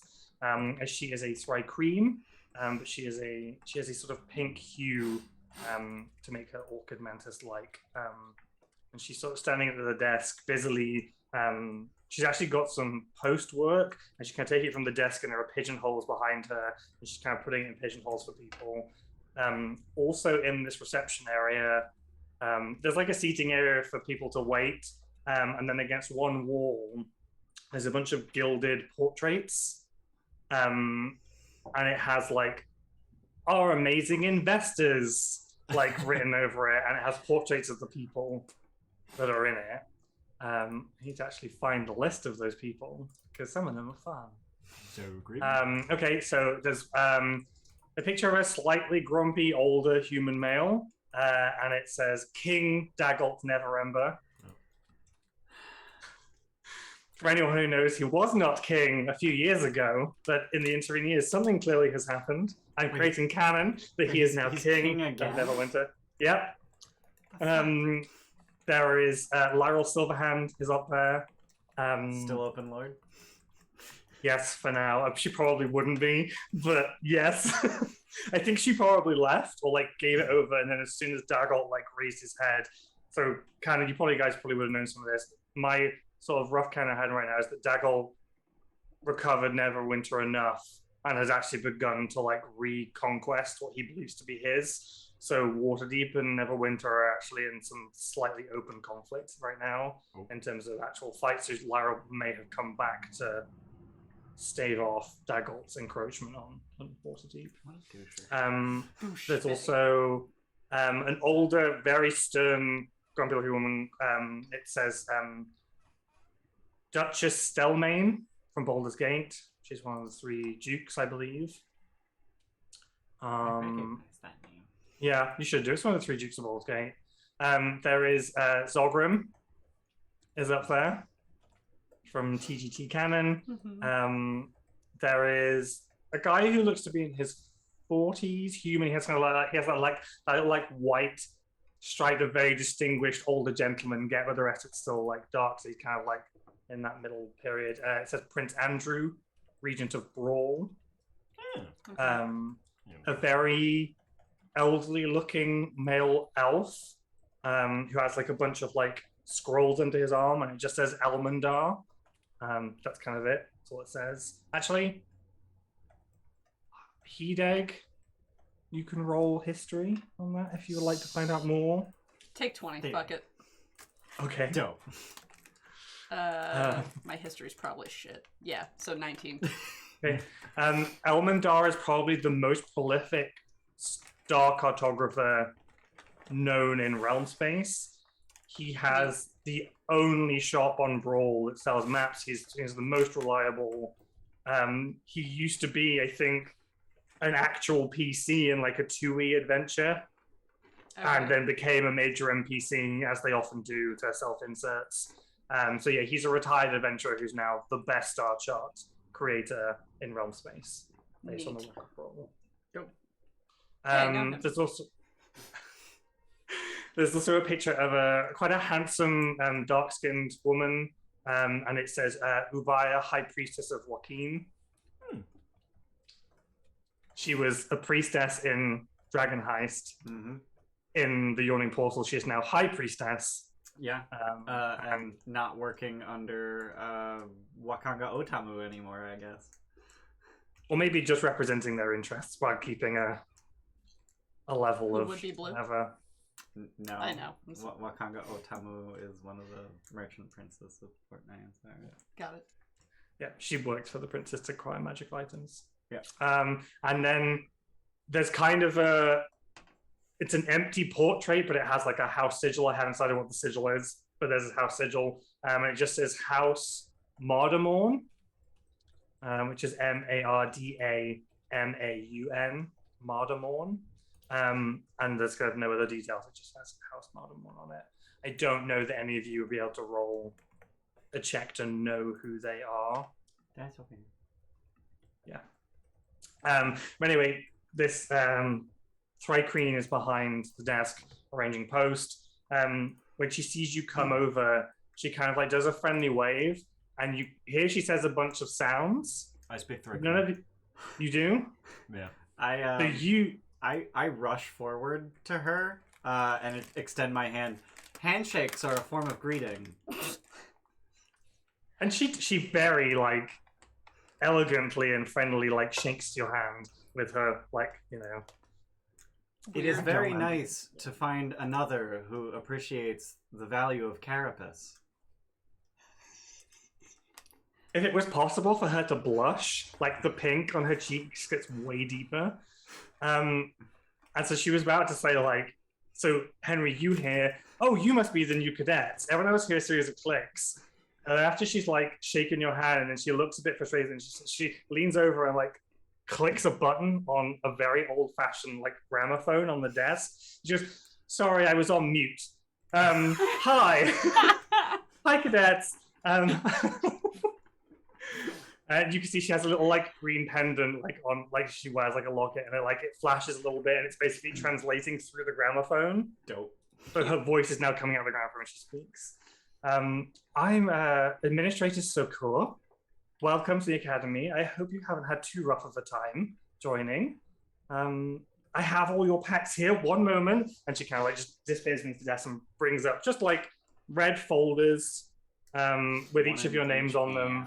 I was about to say that. Yeah, I was gonna for let sure, him finish. for sure. She almost like deals them out like cards with her forearms. They have your names on them.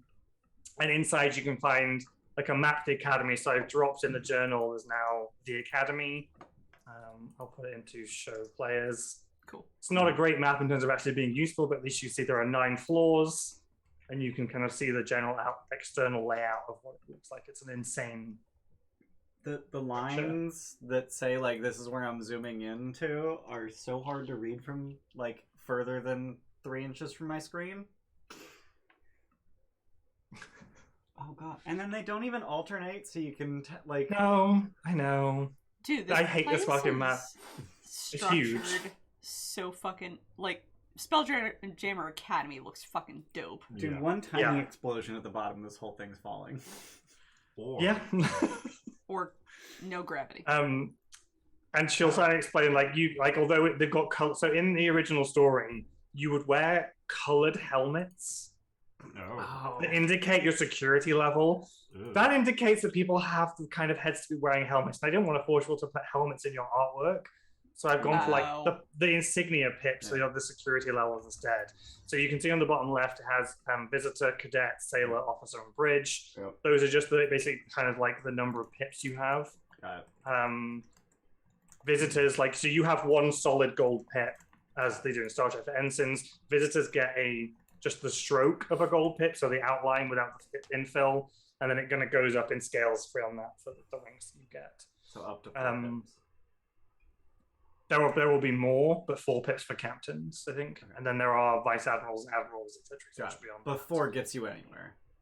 Yeah, okay. 4 will get you anywhere pretty much. It may not get you on.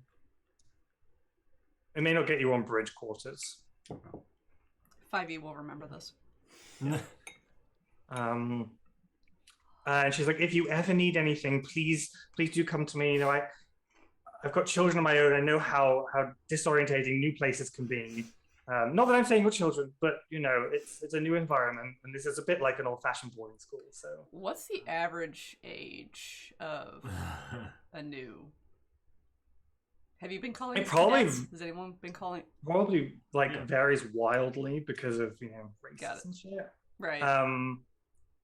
But are you actually asking her in character? Yeah. Okay. Well, Steph's kind of doing a voice. I'm kind of. It's like barely Drax. Well, I think age is less of an issue, but more a kind of attitude, and we tend to hire, people that are still fresh of mindset, they're still open-minded enough to learn new things, not have old, ideas, and a certain youthful naivety is always useful in discovering new things. So we do tend to hire, late teens to 30s, that kind of, young, what I would consider a young age anyway. Sure. So no, we just, you're all in a new environment, and it's very unsettling to be brought somewhere you don't know under conditions you weren't necessarily in control of. I just give Henry a puzzled look. Flattered to be one of to be young. Yes. How old are you? Doesn't matter. I understand that, but I am curious. People are curious about many things. I'll just start tapping on like a metal part of my a bandolier to communicate in Thrycreen. Of just like, thank you so much. It was a pleasure to meet you. Pink is a lovely color. And take my she blushes again to have had her collar commented on. But yeah, so you basically have the maps and stuff. If you ever want to talk to her, she's more than willing to talk and support people. She's kind of like that, the matronly receptionist. When I was at school, I was best friends with the receptionists at my school. When I was upset, I would go and sit behind the receptionist and chat to the receptionist because they were so lovely. Can you spell her name? Yes, her name is Sokor, which is Sorkor. apostrophe KUR. And I will also show you art I for almost her. have it. I wanna see. Show players. Ooh. Step to switch. I just switched Oh back. shit.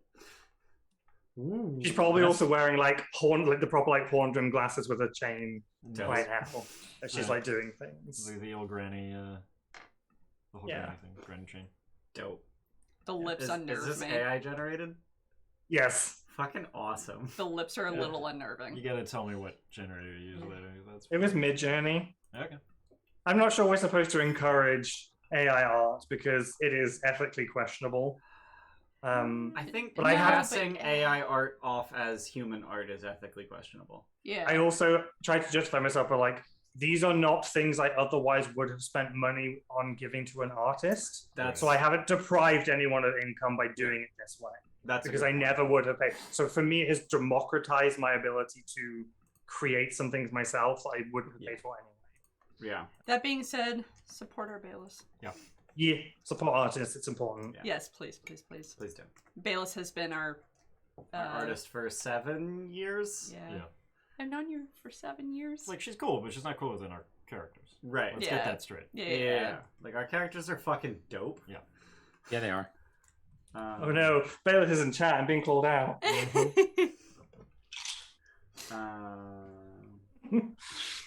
Love So you have the maps.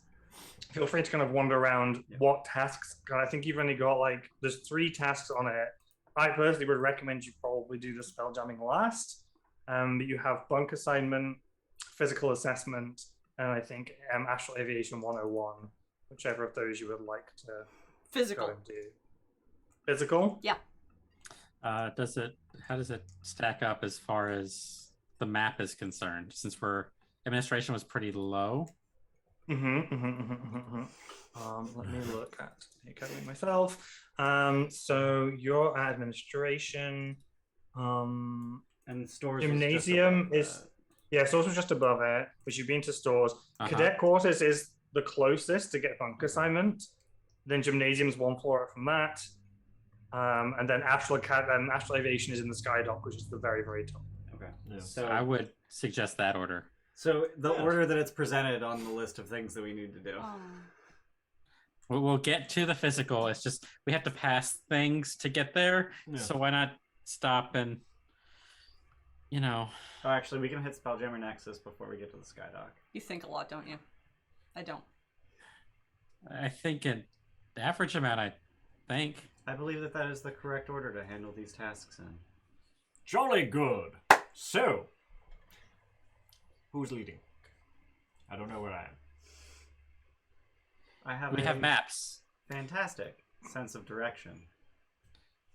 I'm holding it upside down. I'm planning on taking Keen Mind at level 4, and I want to like roleplay it now. It's fair. Mine, 5E. You always know where north is. In space? Yeah, I don't know Yeah, how it's that's super gonna useful. work. I don't know that it does. North Star. North doesn't mean anything when you're Yeah. not on a planet. Maybe you always know where the strongest Northern point of poles? gravity is in a system? Sure. Something like that? The center So of the wild space. The local star, generally. The Yeah. enemy's gate is down. The enemy's gate is down. What was that? I don't know that. I saw it in chat earlier. Ender's Game. Ender's Game, yeah. Yeah. Okay. Which is fantastic. I've seen yeah, it once about 10 years ago. Yeah, they have zero gravity like soccer games basically. The movie Wait, got... No, they're war games. They're laser, yeah, it's laser Yeah. tag. No, but they have a goal. Yeah, You have to get you in the goal. Correct. That's what it is. Watch the Capture the movie flag. for the tidbits, like the visuals? games, but then story-wise, definitely stick to the book. Also, Ender's Shadow is better than Ender's Game, but I don't know if you need to read Disagree. Ender's Game for You Ender's need- Shadow to be. you should read Ender's Game. Yes, read Because Ender's that's Game. the character. Also, Yeah. fuck Orson Scott Card. Well, yeah, but like, Yeah. fuck most sci-fi authors, but they still gave us good shit. Yeah. Okay, Dick was an Ender's asshole. shadow right there. We play Call of Cthulhu. That guy was the worst. Yeah, that guy was the worst. Yeah. Was the oh worst. my god. 5. E. Lead the way. It's not a matter of pausing between the syllables. Go! But it's more of a matter of emphasis. 5E. I appreciate your exaggerated attempt to appease me. Walks away. I didn't know he was capable of lying. Did we just teach a robot how to lie? I mean, you lie, Jordan. Turn complete. Ooh, not a robot. I don't think Jordan's ever lied to me. I can't even make that.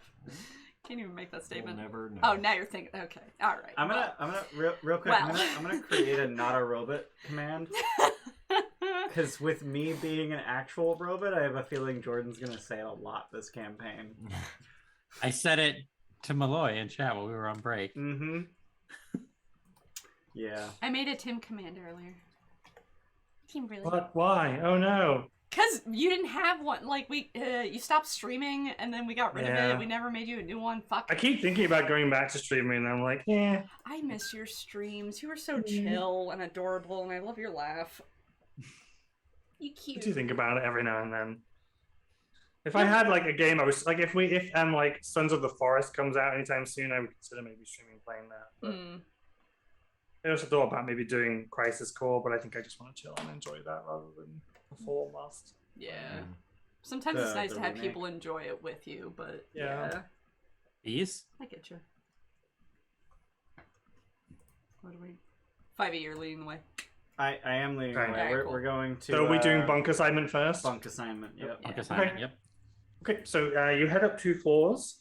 There are like, you know, like in a hotel, sometimes you get like the small golden plaques that like point like rooms 103 to 108 that way. There's a lot of like those on the side of walls going to tell you where things are anyway. And you head up to that floor. There's one door that like lists like laundry. So if you're like, well, clean your clothes. There's another door that says on it, Petty Officer Winston Ryback, Okay. which Henry would recognize as a Giff designation. That's a Giff rank. And indeed, as you turn around the corner, a large Giff, and I mean large in terms of both tall but incredibly rotund belly, and he's wearing like the classic like white vest, like tank top with the apron over top of it, like some food stains on it. And he kind of just comes out of a side door, and as he does, you hear a burst of like voices and music and like the clink of glasses coming out of a side room. And he turns and sees you. I was like, greetings, welcome. You must be the new cadets. Hello! Oh! You probably do the like handshake, Yep. chest bump. Yeah. We wiggle our little ears at each other. Yeah. You do the secret ear shake. The Masons of Giff, apparently. And he introduced himself as Petty Officer Winston Ryback. You can call him Winston, that's no problem. And he kind of waits expectantly for Henry's title to know where he pecks in the order. Like it's a known thing. It's kind of introduce yourself and then wait very patiently for an introduction to them. Yeah. Sergeant Henrietta Hyram, Cecil Durias, but you can call me Henry. Oh, Absolute pleasure. Wonderful. Yes. And he knows that like petty officer and sergeant are pretty much the same level. Yeah. It's just that petty officers tend to deal with more like internal affairs stuff. So occasionally they will overrank a sergeant in terms of policing internally. It's like, you must be here for the bunk assessments, right? Yes, we would like our bids. Come along. There's nothing to like write home about, but you know, they'll do. And he takes you down the corridor, and you can see there's one bunk room that's just listed like bunk room 3. And he takes you into a small common room. So you have like a sofa with a coffee table. There's a globe in the middle of the room, and at the back there are 2 desks for like doing homework and stuff on.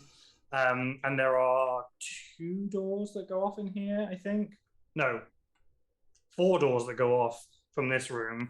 And they have your names on them.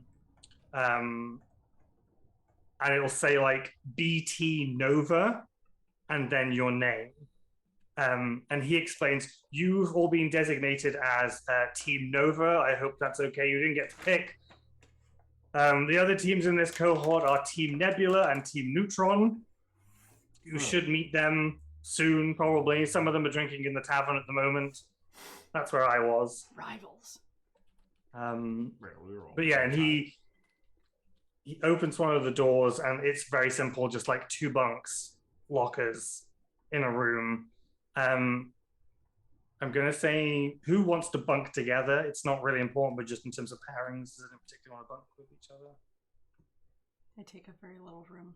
I trust you the most. You I have too battle take experience. up very little space. I do not need to sleep. I'm very large.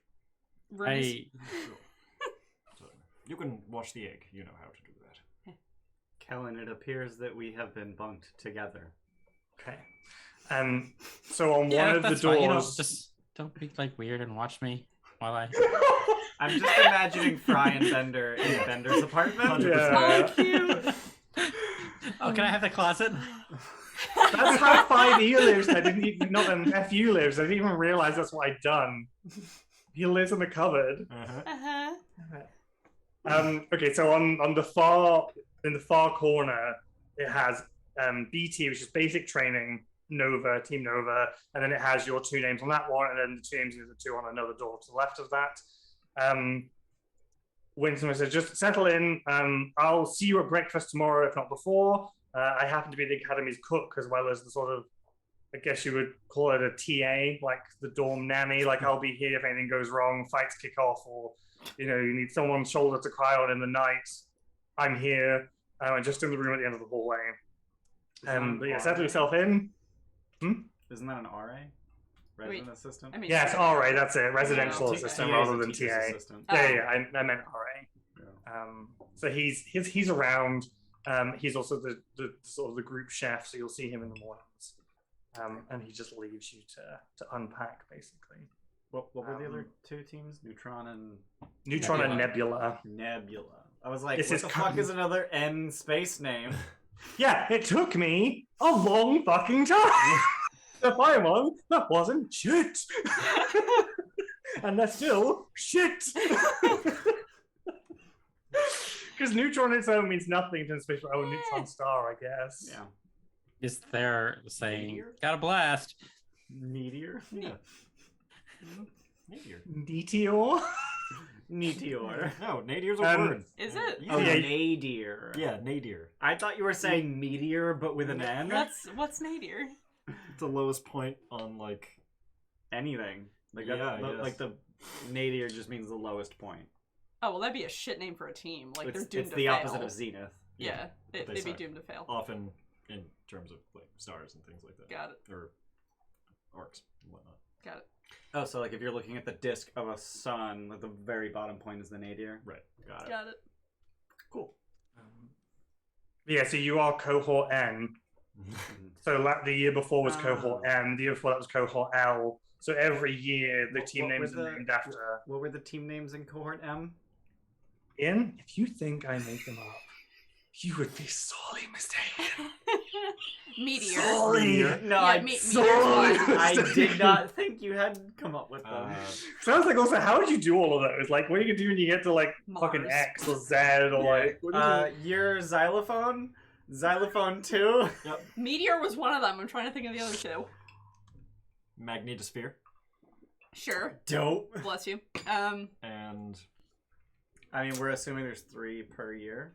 Or Yeah, not necessarily. It will differ every year. Mova. You're actually in a slightly larger cohort than usual this year. Oh, so just You meteor can- and magnetosphere. Maybe you can see the other 2 doors have BT Neutron, and they have names on them too. They would be Micken, as in Mike with an N on the end. Mm-hmm. Veena, Veena. Cricklit, which is Krik apostrophe Lit. It's a You bug recognize as a wonder. Spry Cream Yeah. name. It's a bug peepo. Cricklit. And Pfred, What? which is Pffred. Oh my god. Fred. Fred. Fred? Fred.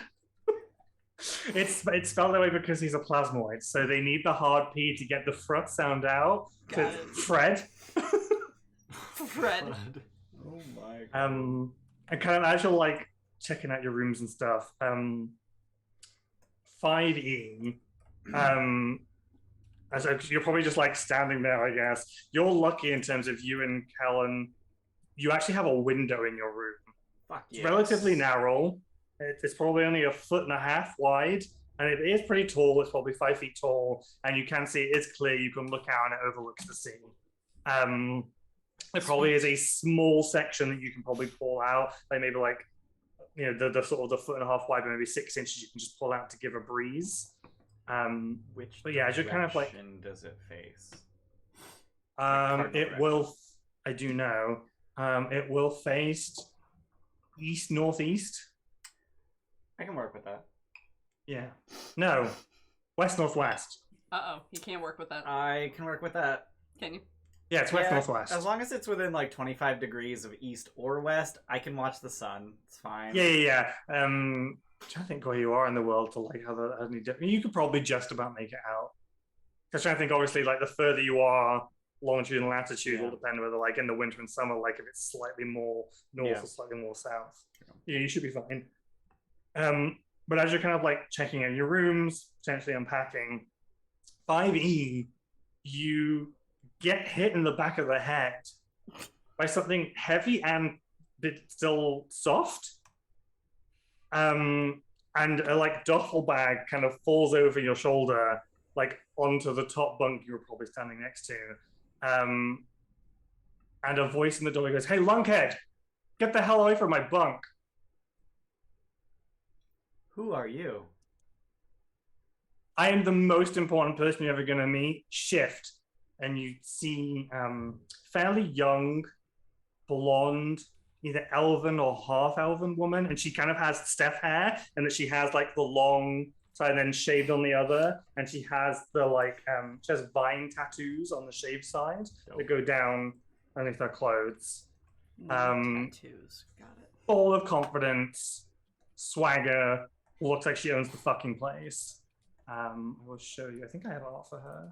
This bitch. Oh, I have cadet team art, so you can see all the cadets at once. Oh, dope! Show players. Ooh, that's right. So, Vina is in Team Neutron. She is the blonde woman addressing you. You wouldn't know her name is Vina right now, but that is who you're addressing. Hello, Ruben. Yeah. Greta is so fucking cute.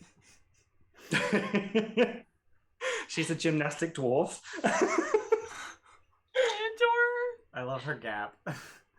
her. I love I also managed to find the only sexy plasmoid you could find ever. Yeah.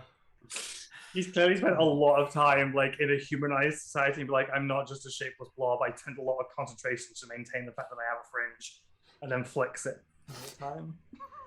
Wait, everyone gets a different symbol for their team name? What's our symbol? You also have one for yours. I believe it's actually on your orientation. Oh, is it? No, it's not. Fuck, where did I put it? You do have one. Is it the thing that's on our... No. No. It's on something. I do have one. It's not like super interesting. That's have what you one. think. Oh, here we go. How do I do this? I guess I have to load it in. Academy handouts. Add. Nova. Create. Where Ruben at? I love how Tim has been saying like I suck at Foundry, and he's just over here making new shit on the fly. Yeah, you're killing it. It's the complicated stuff I won't know how to do, and I'll need your help on. But in terms of just like uploading assets, I did select a file. Don't fuck with me now. If you click upload, you have to wait for it to finish uploading it, and then it'll go into the selection It's not a box. big file. Come on. Hey tiny. man, I paid $5 a month for this server. It's slow. It is slow. It's a very small image. I could have put it on Discord by now. Except it'd be like, yo, buy Nitro.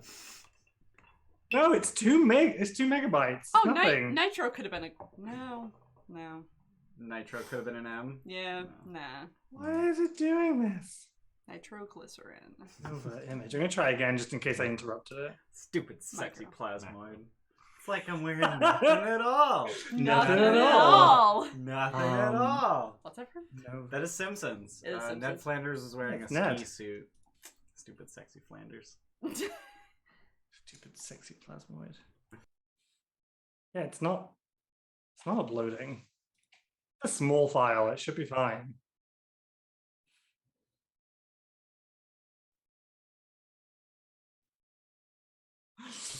Yeah, it's not uploading. I'm just gonna jump it in Discord and I'll sort it out later. Okay. No. Sometimes, and I still have yet to figure out why, uploads just utterly fail to Foundry. Like, it takes like a solid 30 seconds and then Foundry goes... Now it's not loading into Discord. Maybe it's the image. Maybe the image is fucked. Uh-oh. Well, that's not good. Uh-oh. Oh, okay. So I was able to load it in Chrome. Oh, if you open it. Yeah, like Okay. show original. Okay. Oh man, it's going. Oh, slowly. do you want to Good lord. show? Someone... Actually, I can do it. We got it. We got it, guys. I pasted it into Alright, Foundry cool. chat so I can pull it up. This is a very large image. It's 2 megs. It's nothing. It took several seconds to download. It did, Weird. but it's still only 2 megs. Ours is the best. Ours is the best. Yeah. Yeah. Looks Real like a talk. target. But yeah, she's standing in the doorway, basically like, get the hell away from my bunk. Clearly like claiming this room. But this room has my name on the door. And you look, and the name on the door now is hers. I believe that you have interfered with the natural order of things. Well, that would make 2 of us now, wouldn't it? Can I hear I this have conversation? existed long before your species did. I'm not talking about that. You took my fucking place. I do not know what you are talking about. My father had to donate 3 Oh, ships just to get my God. spot back after you took it. Is this related to the checking dictionary hubbub related to my acceptance? Take Yeah, my luck, asshole. 2 fucking right. Take my fucking luck. Hubbub. So what's it gonna be, you hunk of weirdness? You gonna get out of my way, or are we gonna fight about it? I believe that this is my designated location, and so I will remain. And I'm in the room at this point. Yeah. right? Yeah. I'm gonna also turn around and tell her that if you have any problems, you can take this up with Winston.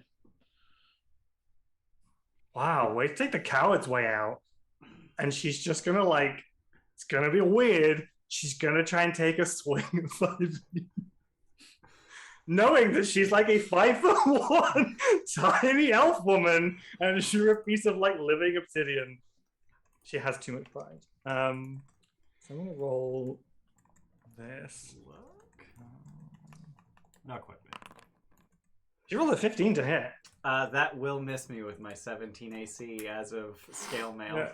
Hey. So she just she does it and you hear something clearly break in her hand. And she's like, fine, whatever. My Dick. advice to you on further altercations is that the majority of me is made of glass. You should aim for that rather than carapace. Oh my god, 5e. I don't need your fucking help, man. And she just begins to leave. I mean, obviously you do. She looks back and goes, and she just does the And I'm just gonna stare at her with my black eyes. Oh god. yeah, she has decidedly normal eyes, even though she's elven. And you if you look out here, there's 3 of the people are out in the common room. You're kind of sharing with the other people on Team Neutron, which is Micken, who seems to just be a slightly demure human male, who's probably in his early 20s. Cricklet, who is this incredibly short Thri-Kreen. And she basically, she has the like, I think I put in the gosh, she just has like a bandolier of knives, basically. It's like she's just in combat dress, if she was just going to go and assassinate a bunch of people. And you can see like she's in there just like flicking a knife up and down, and then she'll do a thing where she like flicks it and then like runs up the wall and then catches it backwards. She just thinks of herself as like this complete like martial badass, clearly. Sorry, which one was that? Cricklet the Thri-Kreen. Okay. Yeah. I'm gonna marry them. Where are my hands? That's NPCs in the cadet teams. Yeah, so she just has those like glazed like blue-green eyes that you can't read at all. And she just has these bandoliers of knives. And she's like black and camo in color. So entirely like she feels like she's just on like a SEAL Ops team like the whole time. And then Fred, who's just like sitting on the sofa inspecting his imaginary nails because obviously he doesn't fucking and they just kind of like he shaped his goo into nail beds. Yeah. Which takes a lot of fucking effort to do. This is like a whole like Mystique thing where he's spending half of his concentration all the time just to maintain the way he looks because he's just way too vain. And they just kind of like meekly wave at you. And Vina kind of kicks in the other door. And you can probably hear, I wanted the goddamn window! Piece of shit, robot!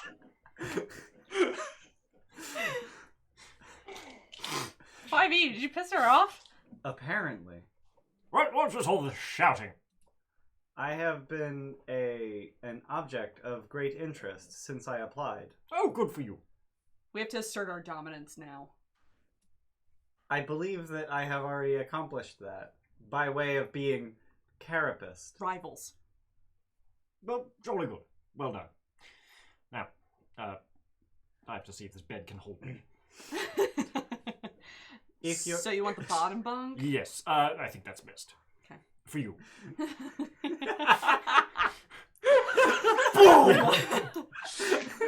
Just in the middle of the night, fucking dead. Yeah.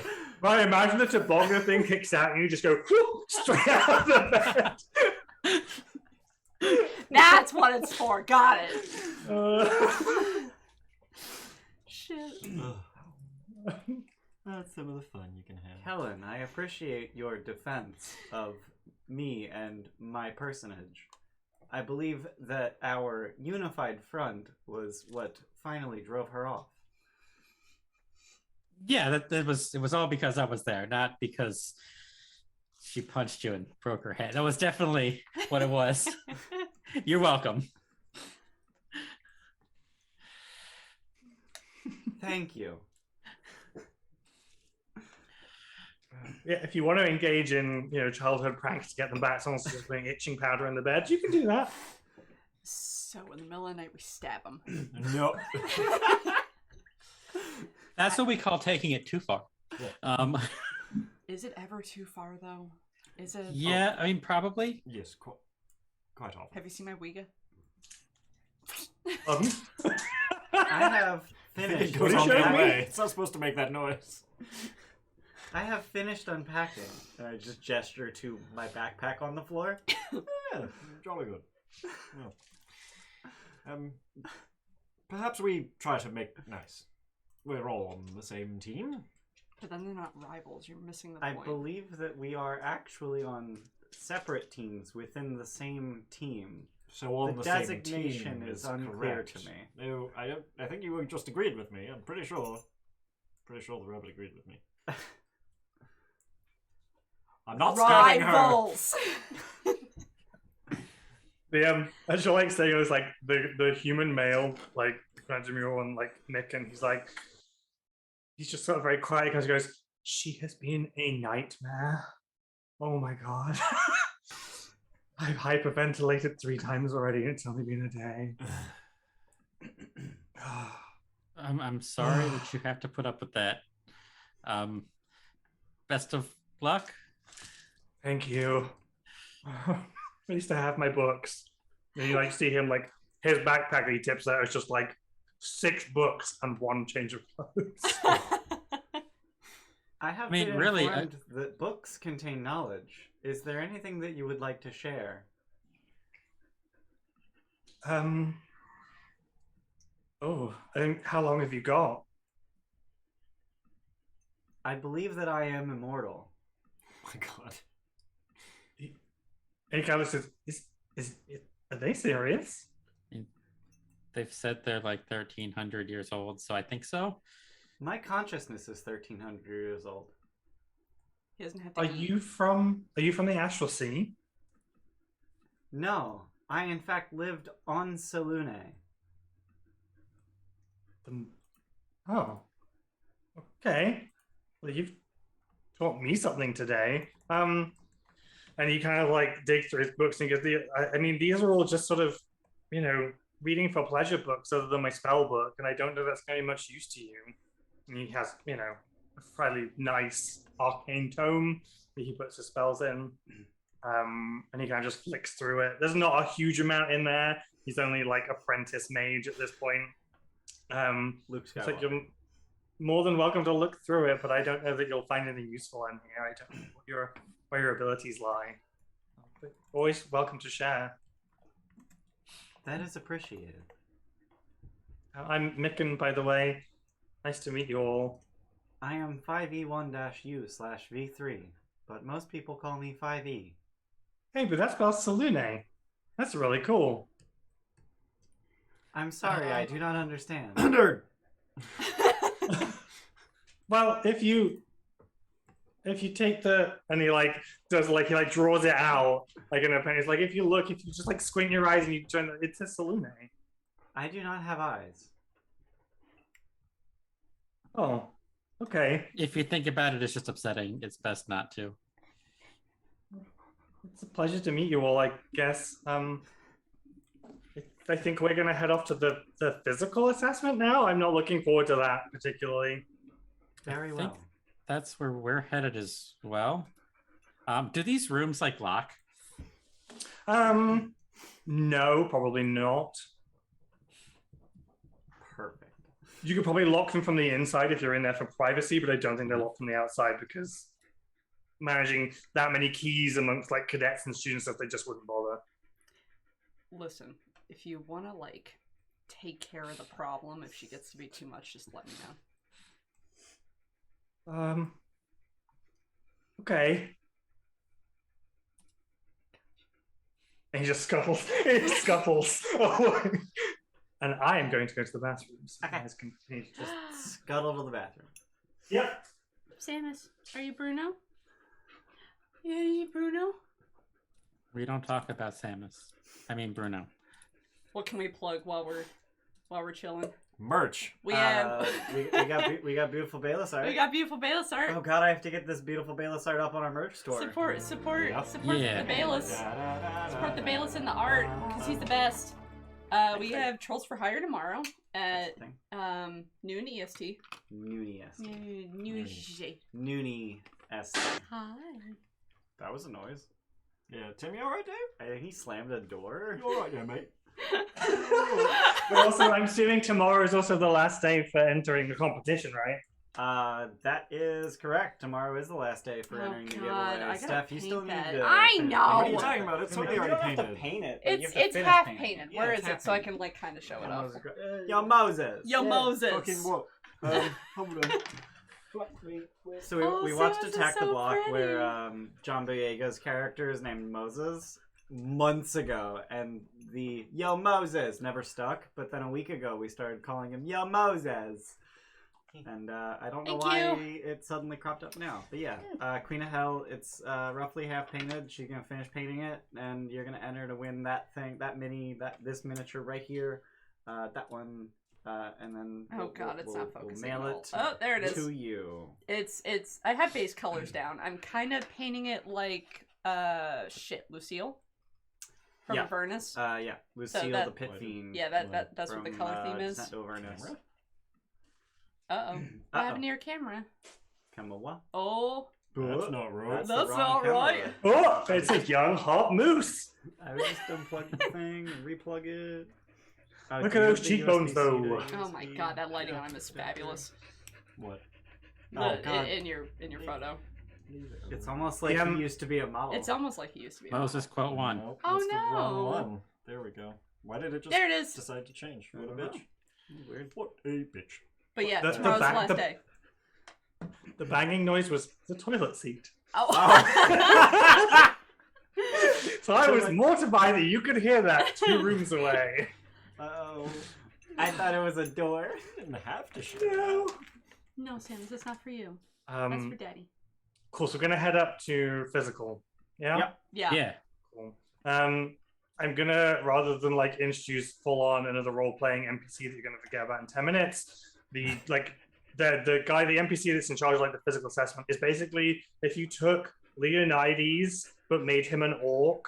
Oh, So God. his name is Daxos. He is a full orc, but he has like the Grecian hair that's like pulled forward curls with the braid. Uh-huh. And then he's like wearing a Greek style crop top, white shorts, white gym shoes, and pulled up pop socks. So he's like a cross between an orc, Leonidas, and a gym teacher.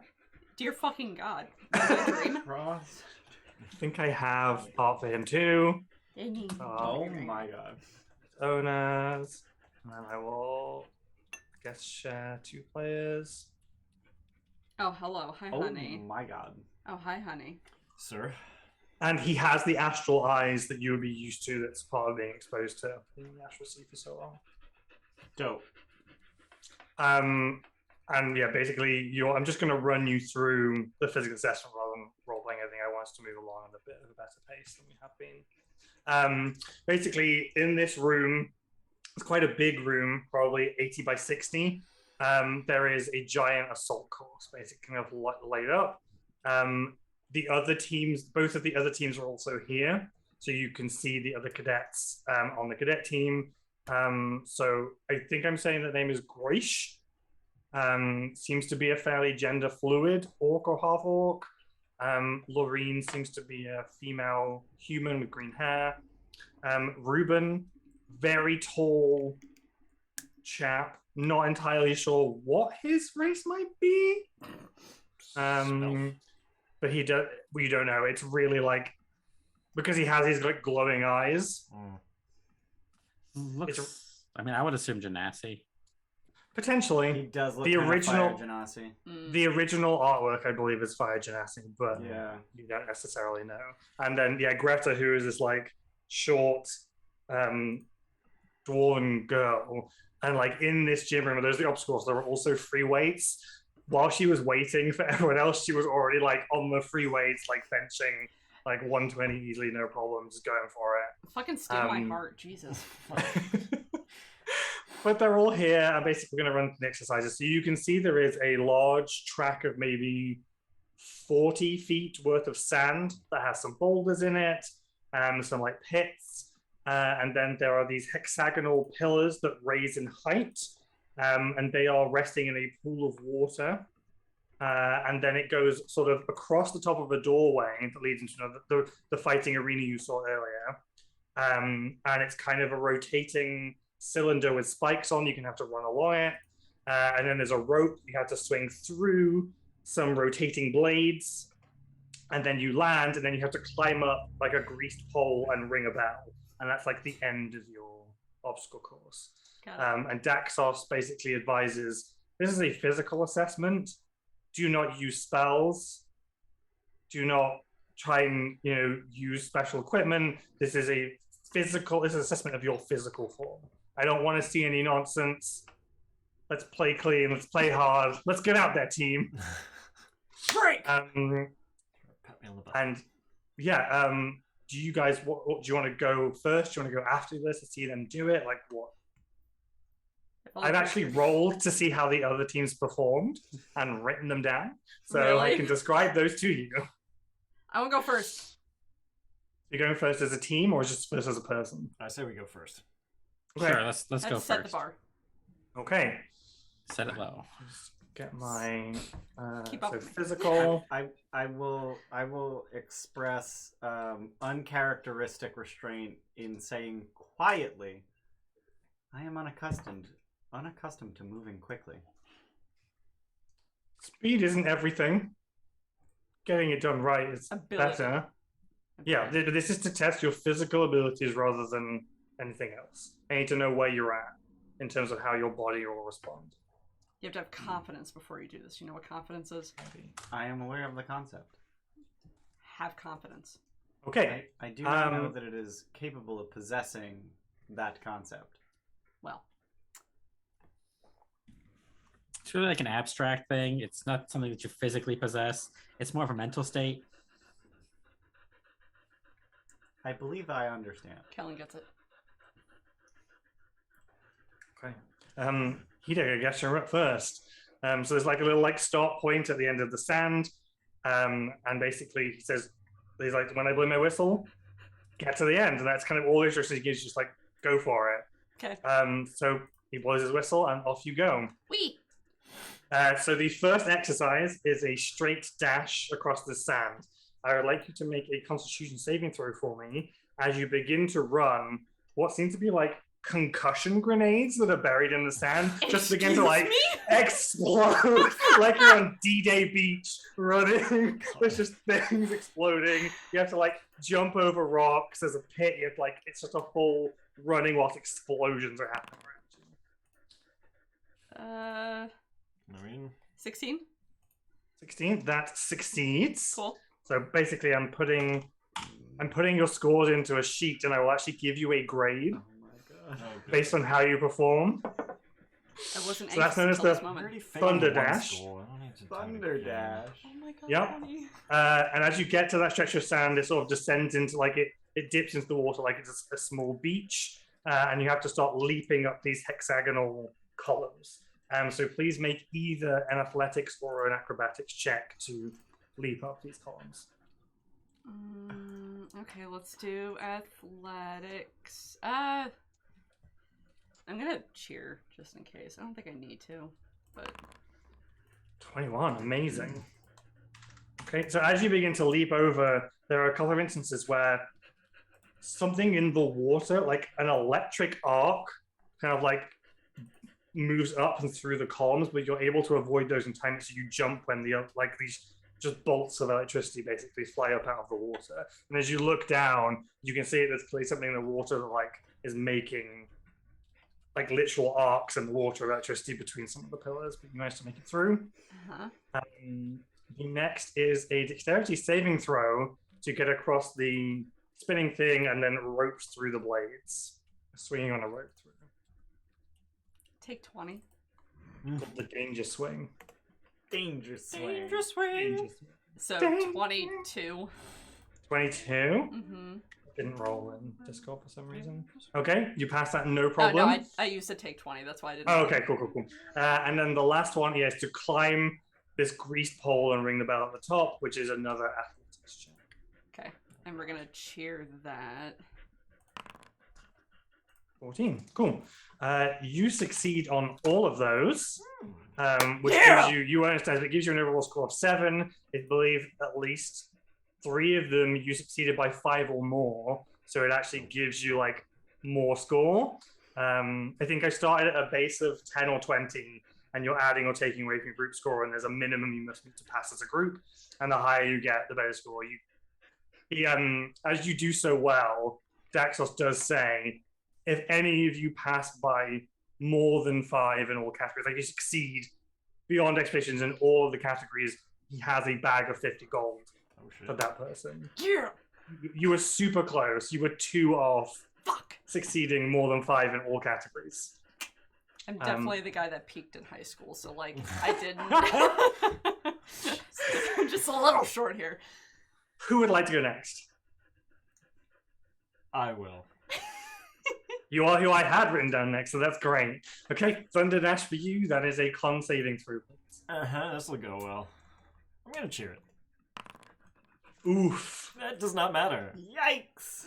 I need to check. So if you haven't failed by more than 5, so you're fine. I do believe, however, you will take 1 point of thunder damage. Sure. Your eardrums probably take a little bit of a beating from one of the concussion grenades. Fine. Just Hey, it's like that thing you did to me when you fired the gun next to my ear. what? Oh no, Roderick, is that you? You fucking what, mate? Okay, and you need to ascend up the electrified pillars, which is a athletics or acrobatics check. Let's go with acrobatics. 12 is enough. You succeed. Very and then, lumbery, old, creaky Giff moving around. Yeah. And now you're going to swing through the scything blades with a dexterity saving throw. A dexterity saving throw? Yep. Alright, I will cheer this because if I fail this, I'll be sad. 23, very nice. And now the pole climb, which is just an athletics check. Oh, god, I already have advantage. Bad. Okay. 16, cool. Succeed on that too. You get a score of 3 because you didn't succeed by more than 5. Yeah. 2 of those. I suck. Okay. Who's next? Okay, sure. Let's go. Okay. Right out of You're also who I had next. That's great. You're all going in the order I wrote it down. Yes. The first was con save. Con save, please. We're gonna Omaha beat you. cheer the con save because I'm not great at those. 19. Very nice. That's definitely a success by more than 5. Cool. Now the electric leap, which is athletics or acrobatics. Cool. I'm gonna do acrobatics. We're just gonna go straight with this. Nice, not 20. So actually, as that happens, the other cadets, like, you do it so fucking great. There's one time where, like, an arc is going to happen. You just kind of, like, do a matrix, like, bend to get out of its way and then just keep going. You are going to get advantage on your next check because of the team morale. Everyone's, like, cheering how fucking cool it was. You feel bolstered by that, so I'm going to give you advantage on the next check. And the next check is through the blades, right? Dex save? Yep. Yeah, dex save. Jesus Christ. Oh my god. So you have advantage on the next one. Cool. And that's just athletics, right? Just take 20. Take 20. Yeah. Yeah, I'm going to take 20. Why not? I have one of those, right? Yeah. Okay. What's the total? 21. Okay. So at least a bag of 50 gold is coming your way because you succeeded by more than 5 in all 4 categories. 5e. Con save, please. What does the last obstacle look like? Sorry. It's a greased pole to ring a bell at the top. Okay. Is there space around the other obstacles? What do you mean? Like, could I just walk around them? Like, physically, is that possible? So the sand beach is up against the wall, and everyone is facing that. So there's like nothing to like walk around the sand. And then like the raised pillars are in a corner, so there's 2 walls, and then the viewers are on like the 3rd and 4th wall of that. Okay. The rotating ones, like you can go underneath it because it goes through a doorway, and then like the siding blades are kind of off on their own, but they're still in a corner. So there's not really any way to like walk physically around an obstacle 360 degrees. Got it. Yeah. Okay. Because I had this image of just this all in a line, but I could just like walk up beside. No, the it's in a horseshoe shape around 3 walls of this room. Okay. All right.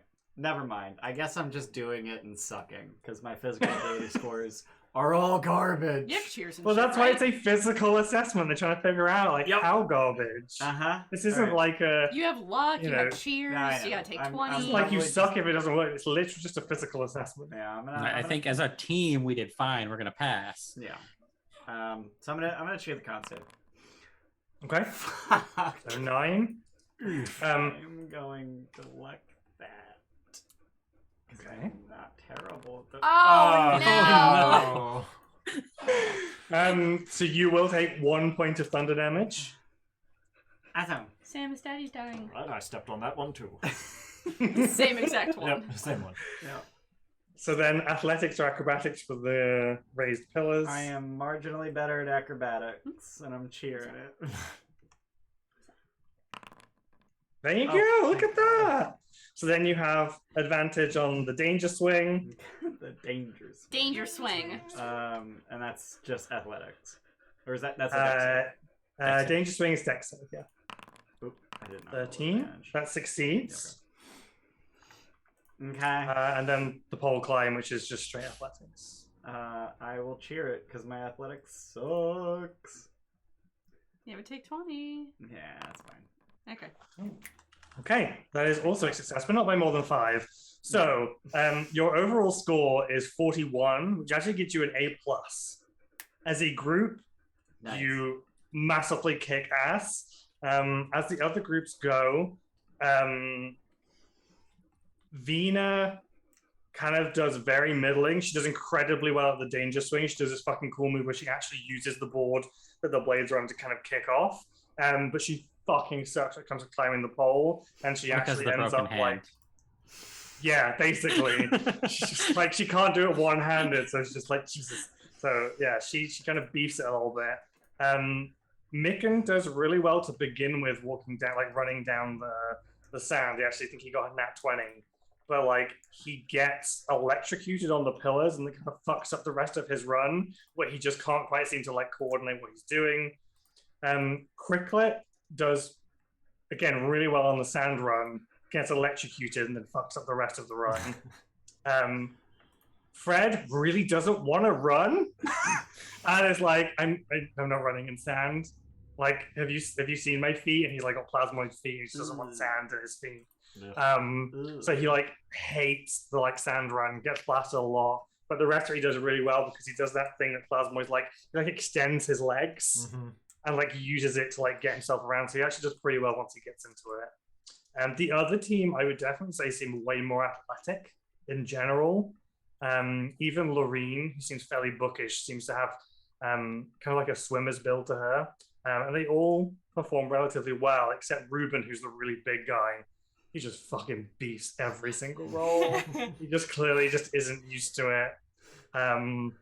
So the other groups, Team Neutron got a C grade, and Team Nebula got a B minus. So you really fucking kicked ass. Have you seen the Chris Pratt morning chant? Have you seen that? Where he talks about he was in a sales position and he goes, "Who's number 1? We are. Who's number 2? We don't give a fuck." I'm just screaming that. Oh my god. And Daxos throws the bag of 50 gold to Kellen. It's been a while since someone's done that. It's pretty good. You're not as soft as you look. I think I do really well, and then I like shy behind Henry. Lad, don't be bashful. You won. You did it. Thanks.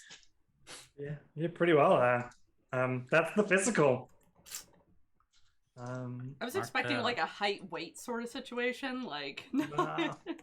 I'm not gonna like sit there and like do that to people as well. Like I'm not gonna, because it's kind of like I fucking hate that at school. It's fucking humiliating. I don't need you to sit and tell me what my fucking BMI is.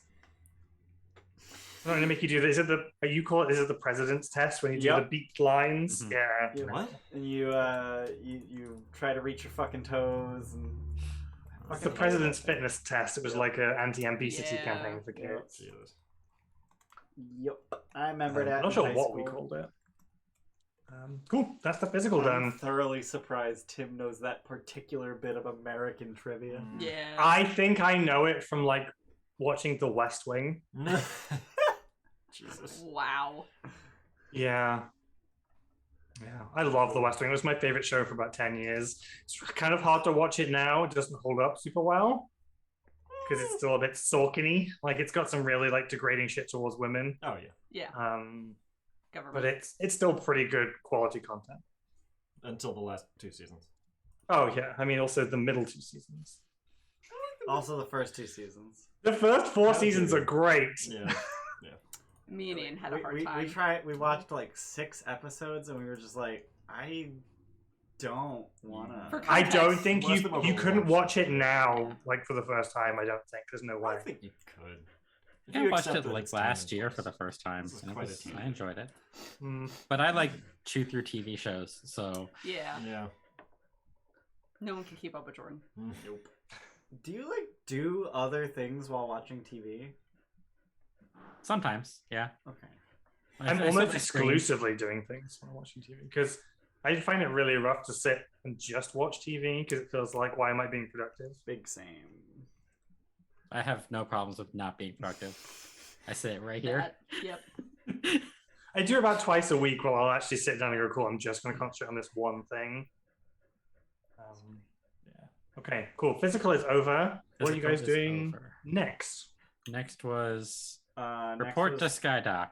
No, the next one was basic training report to Spelljammer Nexus, because that's okay. on the way up the thing. Okay. Fair. There isn't like a huge amount of this. I actually just need to go back and check. Basically, there's another sort of simulations deck that's slightly higher up. It's just a single room, but it has the same like 4 chairs. These ones are slightly more ornate.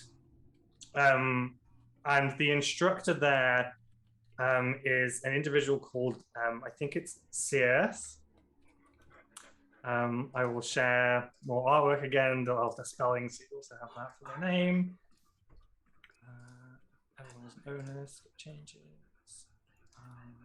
They appear to be a fairly gender fluid humanoid, but they have the strange astral elf eyes.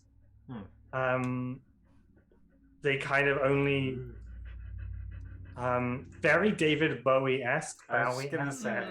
Yeah. And kind of has that same slightly over the top demeanor as they're gonna go. They like doing things with a flourish. They like kind of like walk around with a riding crop and indicate things with it all the time. And there are kind of like cadets coming out as you go in, not of the same class as yours, but they still maintain some of the graduates will stay for advanced courses, for captain training or whatever. So there's a group of people leaving as you come in. And they're like, good, come in. I haven't got time all day. Come on, sit down. Gotta get this done. And there are 4 slightly ornate chairs in that same kind of cross section. And they ascend up some stairs onto another raised platform like Tarto was all before. Like, I am Instructor CS. I'm here to teach you, apparently, about the beauty of flying. I don't know how we're supposed to do in a simulation chamber. We're going to do it anyway. Everyone, asses in chairs. Getting Madam Hooch vibes. Massively. I'm just waiting for him to break into like New Torillions, the song, or something like that. So yeah, you can all basically get in these chairs, and they say activate, and the chairs flick back. Oh god. And like little lights kind of come onto the sides of them. Nothing kind of immediately happens. But the instructions, I said, I need you all to close your eyes, relax. I do not have eyes.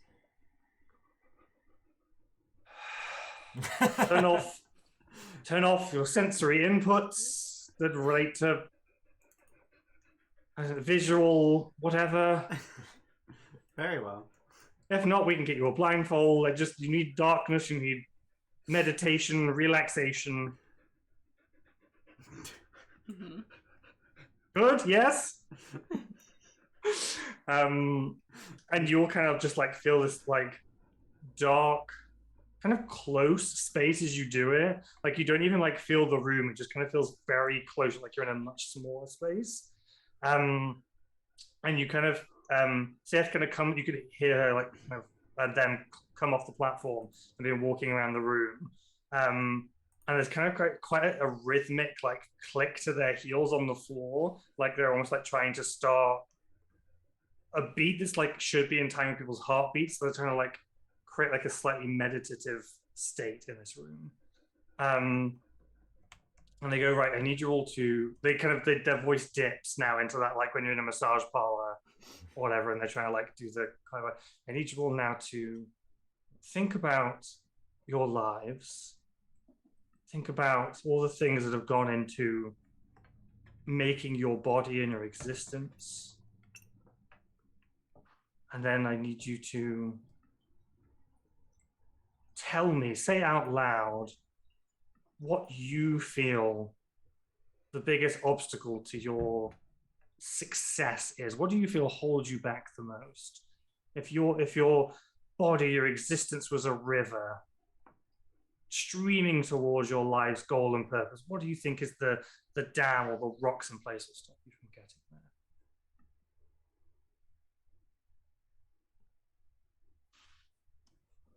Are we answering this like in our heads in a meditative state? Say it out loud. Say it out loud. Yeah. Intelligence. Does that mean you think you're not smart enough to achieve your goals? Yes. Yes, I suppose so. Well, I think you'll find that strength of soul and spirit is far more important. Oh. And you kind of just like, even though it's a very cheap answer, you kind of feel like something gives slightly in your perception, like you're slightly falling, and you're not in that very close dark space. And then they just continue like walking around and like waiting for the responses of other people. I require further carcinization. Does that mean imprisonment?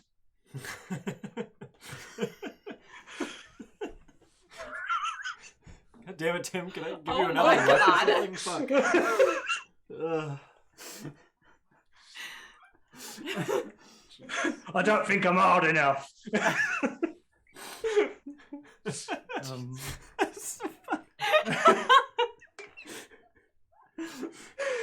Yeah, put me in the lockup, then I'll achieve my dreams. Oh, I see what you mean. Well, what is it that you're trying to protect yourself from? What are you hiding from? Who are you trying to keep out? I am not hiding. I am simply acknowledging the vast superiority of all carciniferous creatures.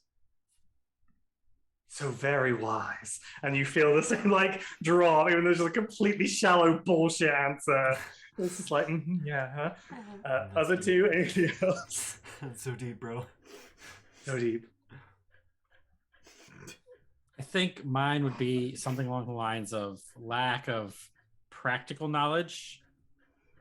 I have been taught a bunch of things, but it's all abstract. Okay. So you need experience in the real world. Right. Well, you shall get plenty of that in wild space. And you feel the same, like, descent in your soul. Hideg? My trust in other people is a problem. You feel, like, very close to your ear. Like, freakishly, like, yes, you probably should.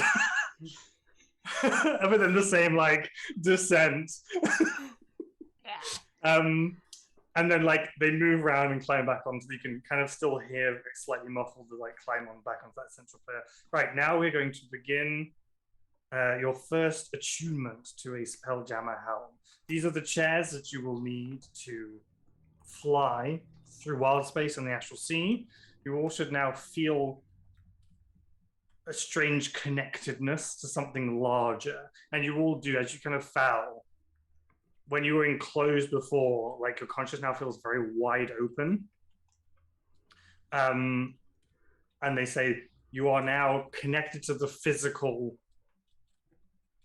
ship itself. The ship is you and you are the ship. Can you feel your sails? And kind of you all like whatever you want to do to try that in your heads, to try and get a sensation of it. You do physically feel like you have arms now that are essentially masts. You feel the physical sensation like you are a ship. And basically over the course of the next hour, Sith takes you through this strange feeling of extending your consciousness out so that your body is a ship, and how you can control those like sensations and what you can do and what you can't do, and how they relate to your body and how you would move it and how that would move a ship. So to just kind of like cut things brief, that's basically the lesson you have to introduction to spelljamming, is how to push your consciousness away into a ship and how you can manage it physically as a pilot. There's nothing more to it. It's just your intro to it. And that's kind of like the lesson in spelljamming for now. They obviously have a way more classes in complex things like maneuvers and how to detect like the air on the ship and things like that. But in terms of this is how your conscience controls a ship. That's it. Dope. So next class is Astral Aviation. in Skydock, is that right? Yep. That's It's why I the think last for thing, right? orientation. I'm gonna fly. So on the way there, in the halls, just is experiencing something outside of your own body something that people typically? Depends on the type of person you are. That was a first for me. And myself. No. I am not flawed then. Well, everyone has weaknesses. I am not flawed in this regard. Yeah, yes. You're also not flawed for not knowing things. I appreciate your saying so, but disagree. Well, See, some people have weaknesses. Disagreement is not a weakness. Well, This is a thing that I have learned. can be. I'm not a therapist. I'm not built to handle this. I'm gonna keep walking. For brevity's sake, because I would like to do 2 more things before the end of the session. Yeah. So we're going to do Astral Aviation. This is a skydock, so it's a massive hole in the top of the academy. There are wooden platforms and docks for ships to land in, more, and then they offload and onload. The 2 people you meet up here are Kip and Pick. They are twin blonde gnomes. I think I have art for them too. Let's say changes. Kip. I'll shove Kip up just so you can see them. They're just little sprightly blonde gnomes. They have the matching red Spelljammer uniforms, and basically the Skydock is their baby. They are the ultimate authority about what happens. They're very much like any engineering commander in Star Trek is like, get the fuck out of my engineering deck. It's like, this is my area. Don't come in here and mess up the way things run. They are also the kind of twins that finish each other's sentences quite a lot. It's really annoying. But their job basically today is just to introduce you to a spelljamming ship. You've already kind of learned how spelljamming helm functions, but in terms of ships themselves. And they're basically going to take you through probably not a galleon, because you've already been in a galleon, maybe a shrike. A shrike is a slightly smaller ship that has a very pointed nose on it, and little wings that come out of the side. It kind of looks like a sparrow with no top half to it, like its back. So it's like a sparrow lying down and flying, but its top has been cut off. So the beak is like the pointed bit. It has little feet and wings, and they're basically going to take you through the anatomy of a ship. And as they're doing so, they're going to ask you questions about the ship as they go, trying to determine your knowledge if you've been listening to them. So I'm just going to run through this super quick so we can move on to other things. Again, the other candidates are here and we'll also be doing these. So we're going to assess compared to them against how you perform. So who would like to go first? I'll go first. Okay. Let me just pick up this image. Where's my image gone from earlier? These are all the files I've looked at today, and I cannot find the one I want. Okay, there it is. Kip, who I believe is the male gnome, walks around and asks you to name the large, mast pole that sticks out of the front of the boat. So, above the masthead, what the pole is that sticks out. If you, Ian, know what it is, you can answer. If you don't, you can just do an intelligence history check. I don't know. Okay, so you can do an intelligence check. If you have water vehicle proficiency, you automatically succeed, but with no extra bonus to it. No. Oh my god. 7. 7. Okay. This is where you are weak. Yep. Sorry. 15 in. Sorry. Probably the smartest one in the party. It wasn't a direct, it was a callback. Ring, ring, hello. That is a failure, and they inform you that the part they're looking for, I think it's called a bowsprit. Or bowsprit. Bowsprit, yeah. I didn't know that. Okay. Let's say if Ian knew, you can answer it. I don't mind. No, I couldn't think of it, but I knew that. Next, they kind of walk you around the deck and they ask you to point out how many hazards you can see. So make a perception check for me. Oh, me? Yep. Oh, okay. Maybe I won't fail. Oh. So, like, is there rope that's left uncoiled? Is there, like, barrels that are insecure? I'm like good 11? with you. Unfortunately, that is not a success. You, like, spot, like, one or two things, but, like, they had a list, and, like, you only got, like, two of the things off the list. Next is they ask you to fire a ballista at a target. So there's a ballista set up, and there's a big white and red target up against the wall, and basically roll +6 to hit. Okay. 17. Unfortunately, that is one off the AC you needed. So although it's not a success, it's also not a massive failure, and there's no negative consequences of it. The next thing is they ask you to practice lowering like a life raft boat off the side. So it's just an athletics check. Oh my, okay, I suck at this. I'm not even gonna buy. What? 14 is a success. Okay, who's next? I rolled a 3 and a 6. I'll go. Okay, Quelin. So that's okay. So okay, Kid walks around again and asks you to name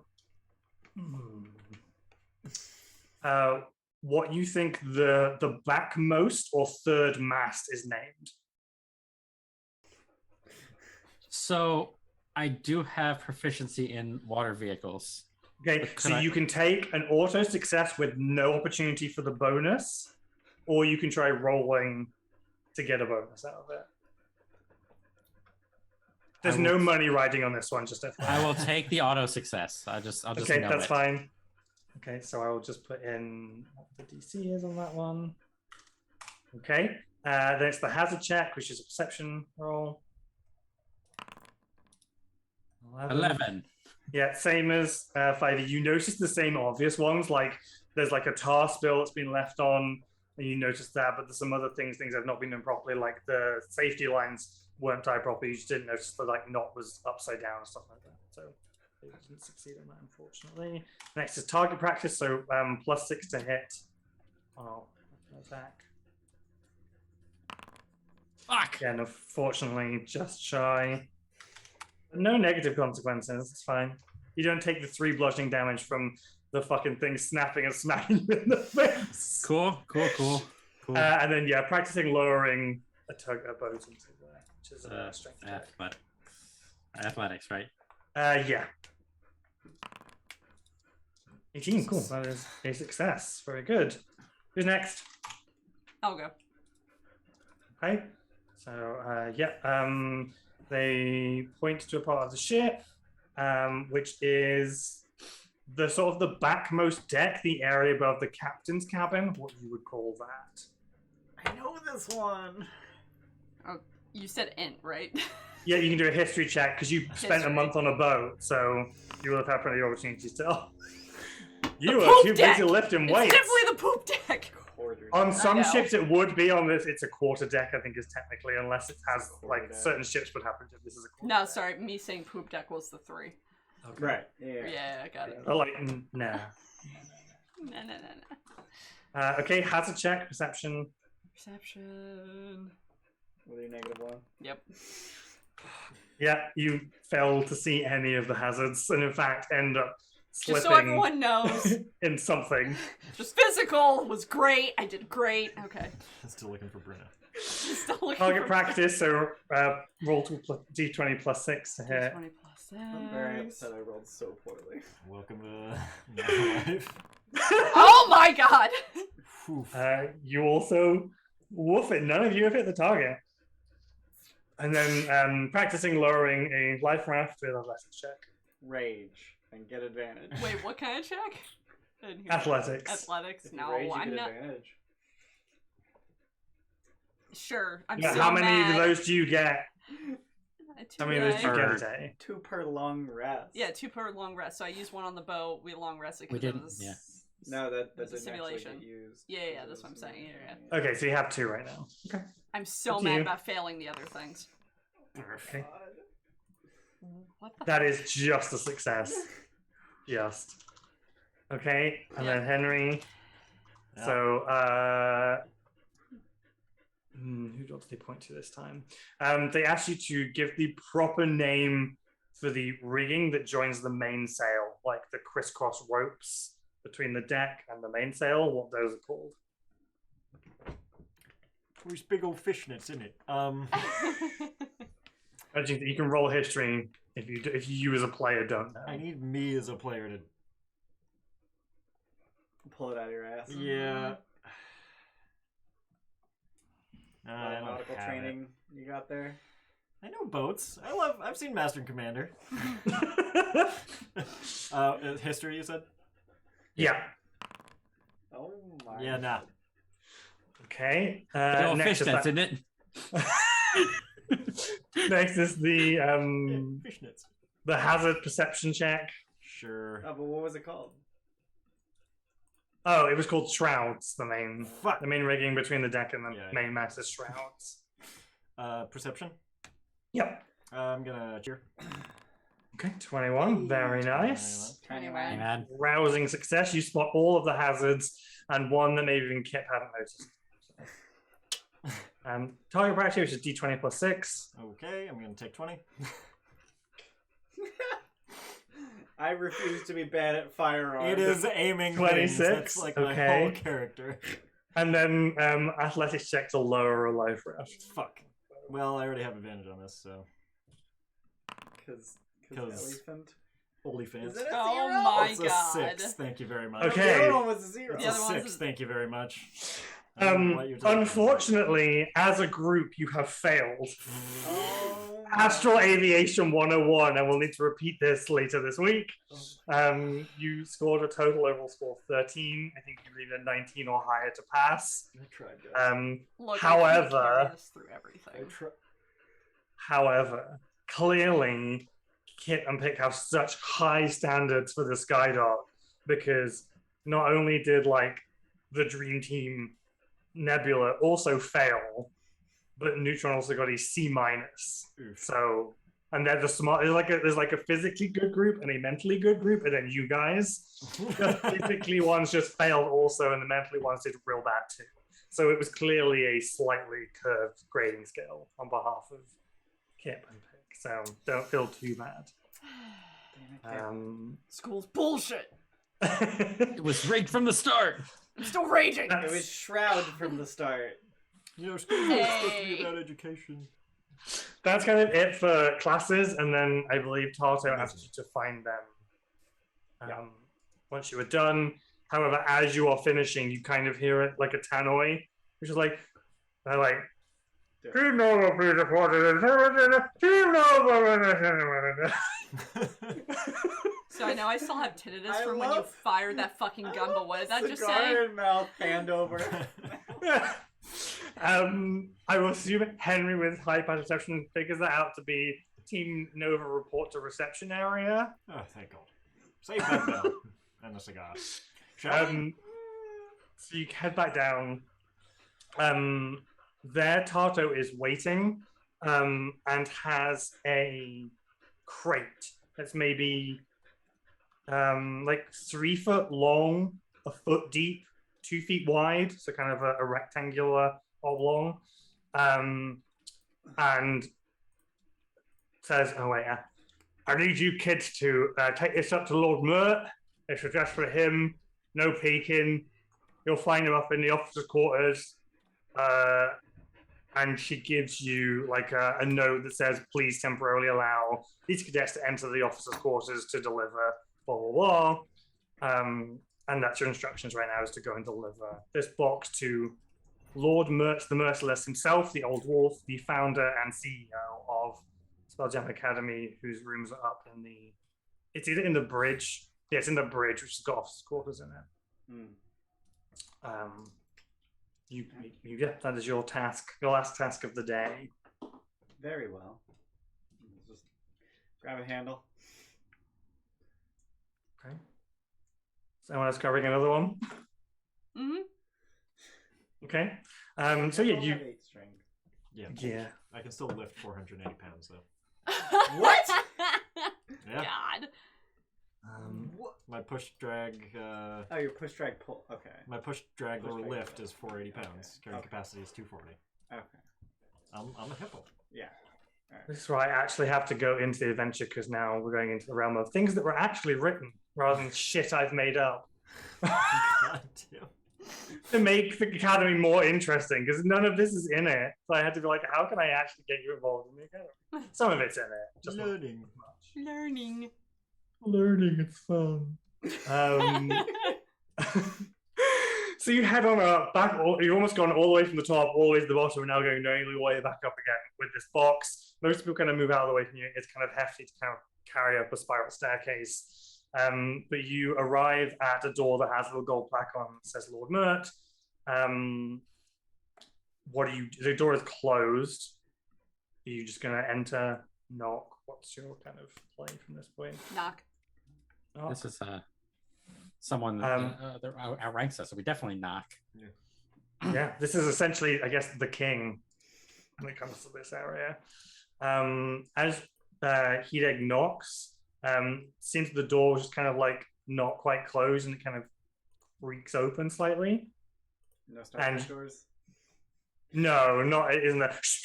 But it just kind of like just goes and just like opens a couple of inches, and you can probably all hear the sound of snoring. I wouldn't say it was delicate or refined in any way. It is full on like ripping ass snoring. What does that sound like? I don't know, but I'm going to the bathroom while you figure it out. Oh, that hurt. Yeah. Yeah. You right there? I'm trying to snore. Yeah. Is that how Ripping I ass snoring. sound? Is that how I sound? Yeah. Yeah. You haven't snored in a while. No. It's been a minute. Yeah. I say we just drop the box real loud. Thunk. Yeah. I too have 8 strength. Kellen, do you have 8 strength? Fuck Nope. yeah. Wow, I Who have needs purpose. strength? I do, clearly. To carry you through the first challenge. None of us are good at dex, are we? I mean, No. technically, I had Ranger. 3 nat 20s in the first challenge. Never mind. Mhm. Ranger. Yeah, sorry about that, mate. Yeah, what do? Do you continue in? I want to call into the room before we, just enter. Hello, Mert, Captain, Lord, whatever, Mert. Delivery. Mr. the Merciless. Reporting, sir. Mr. the Lupine, can I? No response, just a snoring, just dead to the world snoring. We dropped the thing really loudly. I mean, I think we should open the door and at least leave it in the room, right? We don't just want to leave it. Is that what you meant? Well, if someone takes walk it. in and drop it? Yeah, walk in then drop it. Yeah. Okay, yeah. Drop it loudly Right. in the hopes that maybe the vibrations will wake him up. Okay, here's some box tags. It's probably not accurate because I have changed the room significantly. Mert's quarters are sumptuously decorated with velvet curtains, gold fittings, and oak panels. A cauldron-sized fishbowl stands along one wall. In my version, it's more like a floating sphere of water, like a globe would be held in a wooden casing, but the sphere itself is just floating. And inside, you can feel it's filled with squirming octopuses, so that's what this looks like. Dope. On the opposite wall, a table bears a topographic map of the Sword Coast, with little figures on top of it.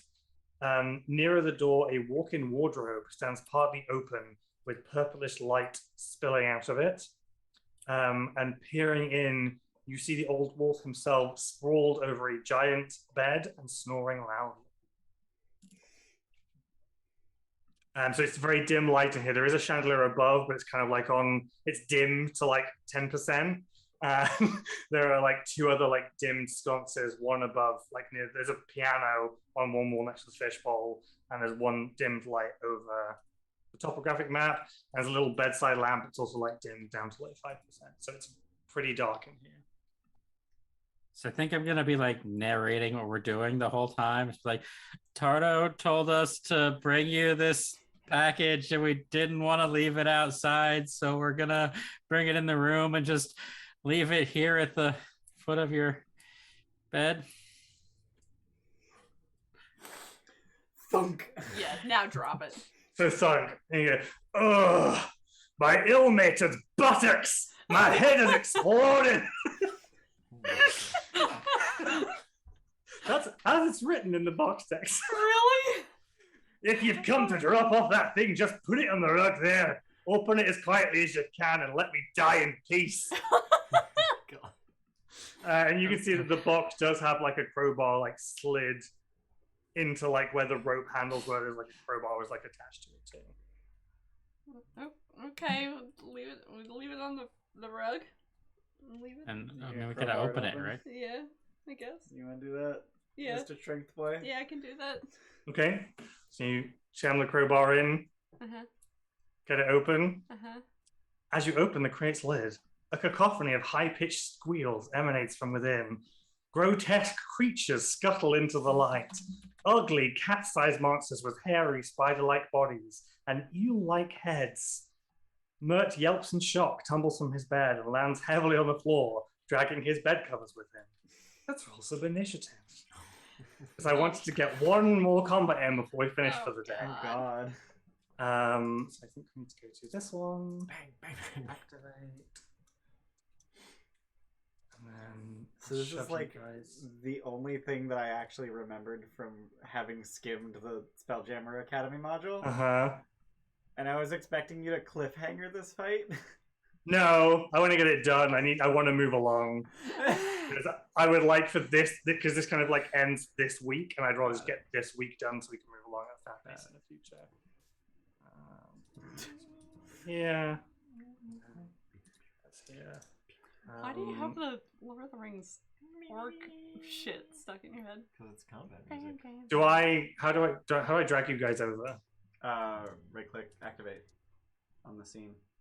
The scene name. In the Oh, activate. top. Yeah. Okay, cool. Hey, hello, hey. You should have vision. It should actually work for Yep. what's in here. So you can see the fishbowl in the bottom right corner, the piano, the map. There's the wardrobe in the left bottom Yep. corner with the light spilling out of it. Mert, who is no longer asleep, and is now on the floor. And I guess I need to set up an encounter. How do I do that? Begin combat. Oh, yeah, we got a summon. Oh yeah. Yep. Yeah, I'll make this nice and quick. You can use it now, or you can save it if you want. I don't really mind. I feel like we should, since Fantasy Animal Vegan. Like, I don't want to save it for a more powerful fight, because sometimes that undermines things. But, like, what is being summoned? They said it was up Yeah. to me. You got a CR1 creature of some description. What's something CR1 from Spelljammer? Oh, I might actually have it. Let me check what I made the CR for. Okay. I might not have done. What? No, present down on this. No, I don't have anything myself. I mean, you could put like a guard in if you want a guard to come and help, or we could figure out some kind of beefed up octopus to come and help. I don't know. It's kind of up to you what you. Giant octopus is CR1, isn't it? Yeah, let's do that. Giant octopus is CR1. Aha! Guess I need to find one of those now. Plutonium import. Do you want to run it? What? What's that? We would Oh, I mean, no, we don't use that. You got a thing? I don't blah. No, just right in the front of it. Yeah. Let me see. Octopus.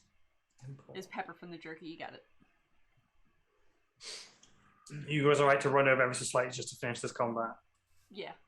Yeah. It's early for us. So I think I imported that. It's not even 2 p.m.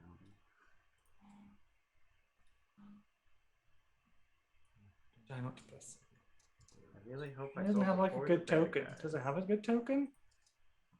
Giant octopus? I think Oh, they're the token's large. just like a tentacle. Oh, Yeah. Jesus. Okay. Haha! It's fine. That thing can easily fit inside a globe that is significantly smaller than it because octopi don't have bones. Yeah. Just squish. You do squish. Friendly. I have no clue. I guess I need to bring up a giant octopus. Yes. Like you didn't have enough to do. Okay, don't worry about it. Okay. I just bear with me because this is like. Oh, fuck. Make sure you select your token. Mm-hmm.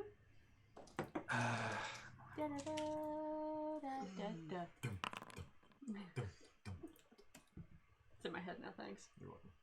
Okay. It's great. Where am I? I am going to. I believe I'm going to take 20 on my initiative roll. Oh, Fucking rude. okay, a little bit. Where is my chispers? I've got so many windows open right now to run a combat. I have no idea where anything is. There we go. Take 20. 1, which gives me a 22. Anyway. 21. That's Yes, I go first. Fuck you, That's Bono. unfortunate. I was hoping to go first. I too was hoping to go. Yeah. before Combat. I guess I do roll and then I move it by update combat 21. Hey, yes, excellent. Okay. Whew, I guess I have to roll for the octopus too, right? Yep. Yep. Nailed it. Ooh, excellent. Right, giant octopus here. Okay, so yeah, these things, they kind of look like giant tarantulas with the head and neck of an eel. No. So they have like little bitey fish faces, but the rest of them is very hairy spider body. No. Not a fan of that. No. Yeah, not good. And I guess they're going first. So they're gonna kind of scatter ever so slightly. The opposite of what I wanted. Quelin and I both have Although- AoE. Yeah, I'm aware of this, which is why I'm taking 20. You bastard! So they can move this way because it won't provoke. That's 5, 10, 15, 20. I think he will come to here, so he's not provoking. That's going to go there, which will provoke from Quelin if you want to take an attack opportunity. I don't know that I have anything ready at the moment Sure. because this is. Yeah, we're not surprising. technically doing a surprise round, but yeah, you wouldn't necessarily be like. I don't have a weapon out. right now. Yeah. I would like to, but I don't. I think this one's going to come over here. So Hideg, you would get an attack opportunity, I believe, if you want to take one. Okay. 6 damage. That nearly kills that one outright. So you splat it quite a lot. It's like 3 of its legs are now 7. It's just limping towards 5e. These ones going to come here. Shouldn't provoke. Same. These are going to spread out a bit. Tiny creatures and Touch. opportunity attacks are weird. Yeah. Yeah. Cool. I think that's kind of where they move, right? They're now going to do attacks. So 1 bite attack against Quelin. That is a natural 1, so that misses. 2 against Henry. So that's 19 to hit. Yep. So that's 2 damage. Then please make a con save for me. Oh. You succeed, so you're fine. Second attack against you, another nat 1. Okay. Attack against Hideg. 9's going to miss. And then 3 against 5e. 1. So 14's going to miss. Yep. Nat 20. Fuck. So it would be 9 piercing damage immediately. Oh god. Well, I'm down. Okay. Oh. And I guess con save? Cool. Fuck. That succeeds, you're fine. Thank God. But there's another bite coming away. But actually, if you're unconscious and not able to attack, it's going to keep going towards Mert. So you're fine. Yeah, that's their turns. So we're now at... Why is that a big in combat? Right there. That's them. So Quelin, you're up. The first thing I would like to do is cast Healing Word. Yep. Thanks. Like, stand up, please. 7 I points of appreciate healing. That. God. This one, like, even at level 1, like, it's a 1d4. Yeah, I was I gonna can say, like, still... that's D4 plus 1, and you rolled max on Yeah. a crit. Yeah. Ow. Like, it's painful. This is why I'm not going to use crits against you for the first level, because it's just mean. And then I will pull out my rapier, I guess. and attempt to stab at the one that attempted to bite at me.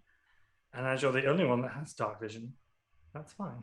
I have dark vision. What the shit? Is it Six though? Is it Six fine? will miss. So it's just skidding around, like around your ankles, just completely avoiding the blade, trying to step down towards it. Poking. All done? You have any movement? Yeah, I'm done. I don't want to. 5e, you're conscious. Yep, I will stand up. Prone. Fuck. Ice knife. I'm trying. There's no real good way. place to put I it. know, that was the joke. Yeah. I don't have any good melee. Quarterstaff. Any creature? No. Fuck! I should have taken a shillelagh. I thought you were. That was the whole point. I was considering shillelagh, but I went magic stone instead. Okay. Oh fuck!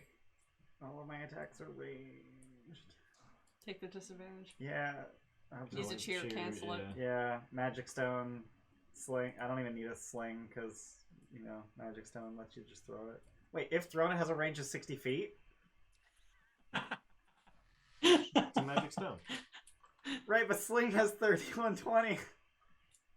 Well, now I know. Maybe it just makes it lighter. It's fine. Well, you can Sure. take the cheer back from last time. I never cheered it. You disadvantaged and I missed. just had Oh, this. okay. Oh, you You lucked. luck. Oh, I did. Anyway. Well, you can't take that back. I'm just gonna throw a Dice have rock. been rolled. I'm going to throw a magic rock at this weird thing at my feet. Nice. Nice. Okay, which one? This one. Okay, cool. That one is dead, though. Oh, neat. That's cool. I like that. Yep. I'll move over a little bit. It just kind of spats like just green ichor just all on that bit. Like you just really killed the spider quite badly. That's my turn. Okay. Oh, did it? I clicked end turn. War Wow. pick. Yeah. Okay. Yeet. Bonk. 18 for 8. That's, against which one? are you? Would have been the one next to me. Who are you? Oh no, there are two next to me. Hey, there's Oh, actually yeah, three adjacent to you. Oh Jesus Christ! Yeah, that Tiny Yeah. creatures are weird. Yep. The one that hit me. I'll stick with the Okay. one that hit me. Cool. Let's say it was this one. Yeah, 18 hits. That one is also dead, so you can cleave into one of the others for 1 point, I guess. Let's do that one. Okay. And I'm done. Cool. Giant octopus's turn, I guess. Jesus Christ. What does it do? Jesus Christ. What It it do, grapples though? things. Does grapple things. It has a reach of 5 feet. It has a reach of walking speed of 15 10 feet. feet. 15 feet, yeah. Oh, plus 5 to hit. Sorry, you're right. Yeah. Yeah, I guess it will grab one of these dudes. I guess it'll go for the Henry's kind of surrounded. So no, there's one next to it. It has to go for the one next to it. Yeah. So we'll do that. Ugh. Oh, I got thank you, shadows. Shadows. For me, because I ran out. Roll. 13 does hit, and it does 9 damage, killing that one also. Ugh. Ugh. It's grappled. Suction cup. It's also dead. I know. Dead and grappled. So it just kind of like it grabs at the tentacle, just squeeze and just pops, and just the green just like goes over Oh and it god, lets it's it like one of go. those stress dolls. Oh. Oh god. I guess it only gets 1 attack per round, so it's Henry's. Cool. I'll attack the one in the light with my rapier. Sure.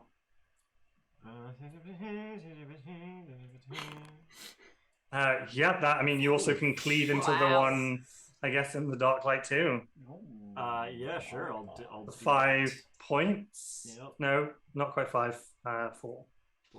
Good god. Yeah, that would be some bullshit. I'm not gonna do that. I was gonna abuse some things. Anyway. Yeah, I guess I'll move here into the light. Sure. Okay, all done.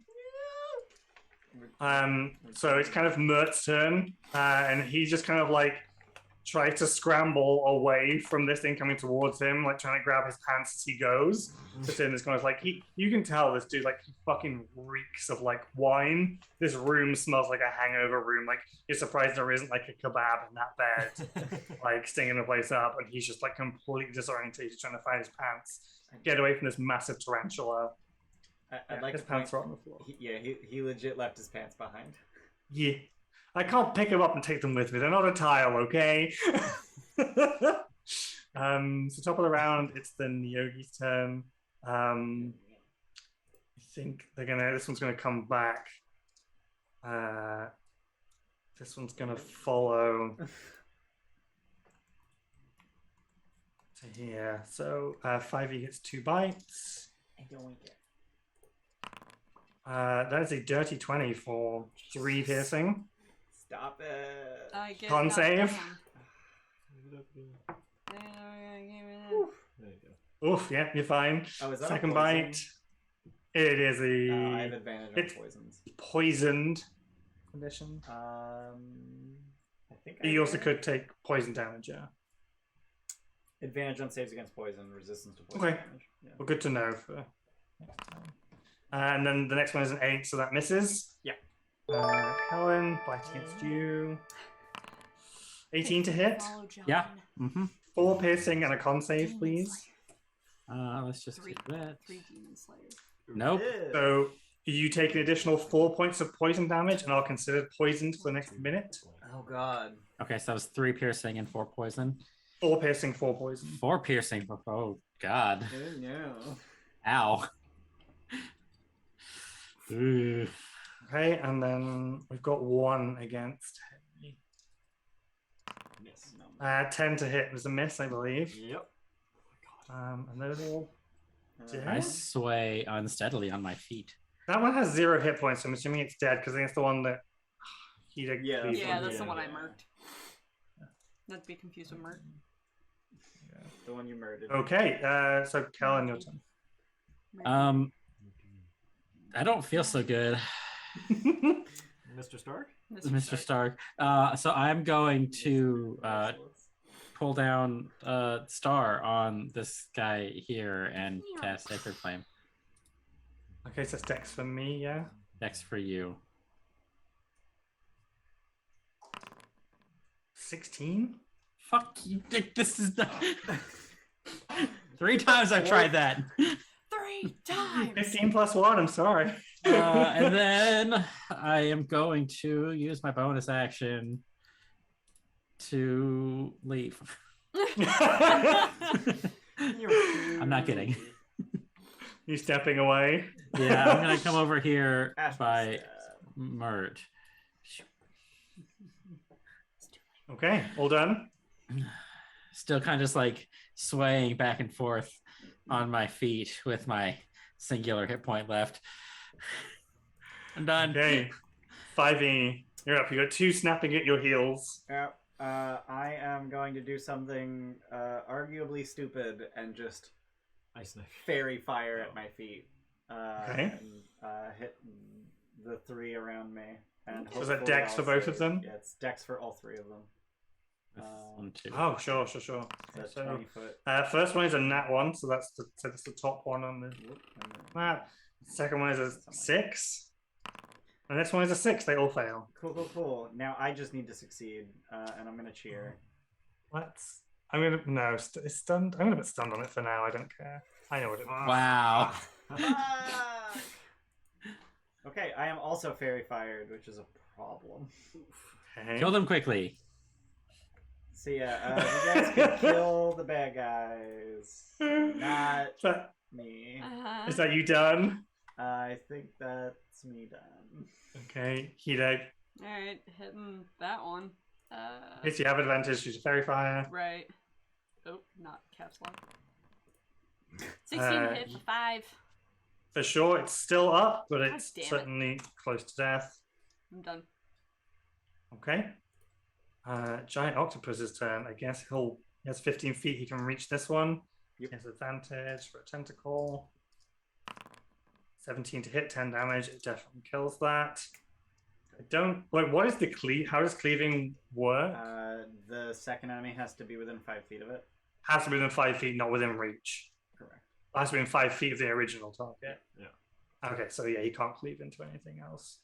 But that one's dead, so go giant octopus, I guess. I guess he'll move to here, kind of slopping himself out. Thanks, Octi. Henrietta. Yeah. As a druid, I have now seen a giant octopus. Yeah. I'll try to stab the one near me with it's half in the Right. light. I don't know if that's.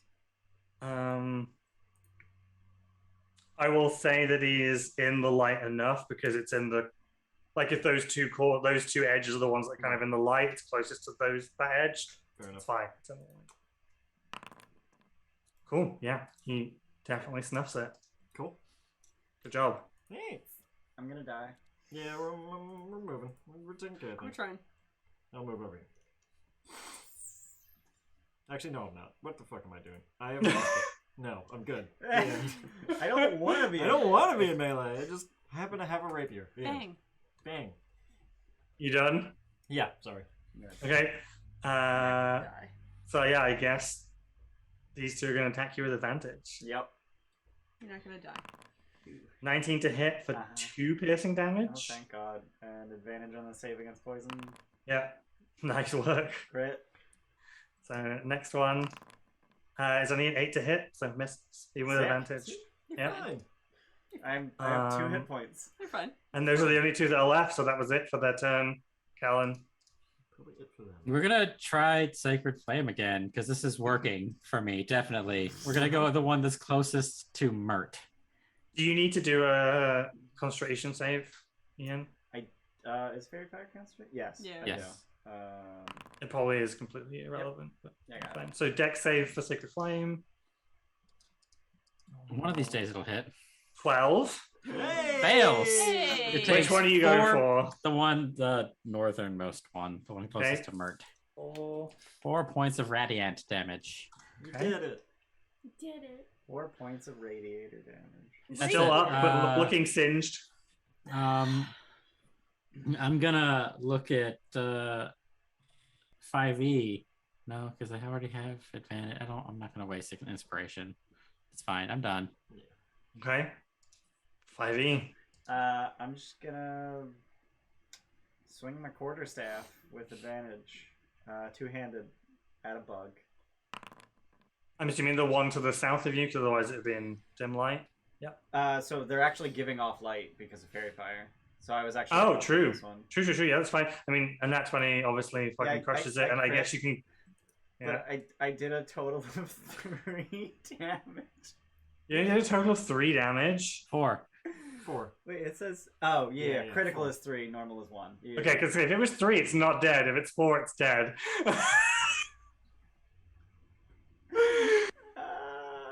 How did I roll so poorly? I don't know. I rolled a 2 and a 3. Oh, I should probably have opened this door also, because you came in that way. I'm so useless. I I am okay. useless in melee. You're Sure. tanking. Yeah, Are you done, 5e? I'm done. Hideg. Fucking hurt this one Finish it. Ugh. Advantage. With advantage. with advantage. With advantage. Oh my god. Nope. Octi, Giant save octopus. me. I don't have luck. Shit. Yeah, I'm out. I'm done. It's like crawling up like 5e's back right now. As I smash the other one. Half Yeah, of so I guess the giant octopus is just going to try and like lash out and just grab it off your back. Watch it miss. I guess he still has advantage because of Fairy Fire. He gets a 12, which is enough. He just grabs it off you and just like brings it and like where his mouth is, just like. Oh, god. And that's it. There are no more combatants. Don't worry, Mr. Mert. Concentration now. We got this. Wanna So the sound of battle in here have pulled some of the security guards that were down the hall in here. glow? Yep. And they're fairly used to raucous noises from Mert's compartments. So it took them a hot minute to realize it wasn't Loud raucous sex. noises, to realize it was, Yeah. Drunken piano playing. But Mur's still like crawling around. Like it takes him a full minute to go from like climbing out of bed.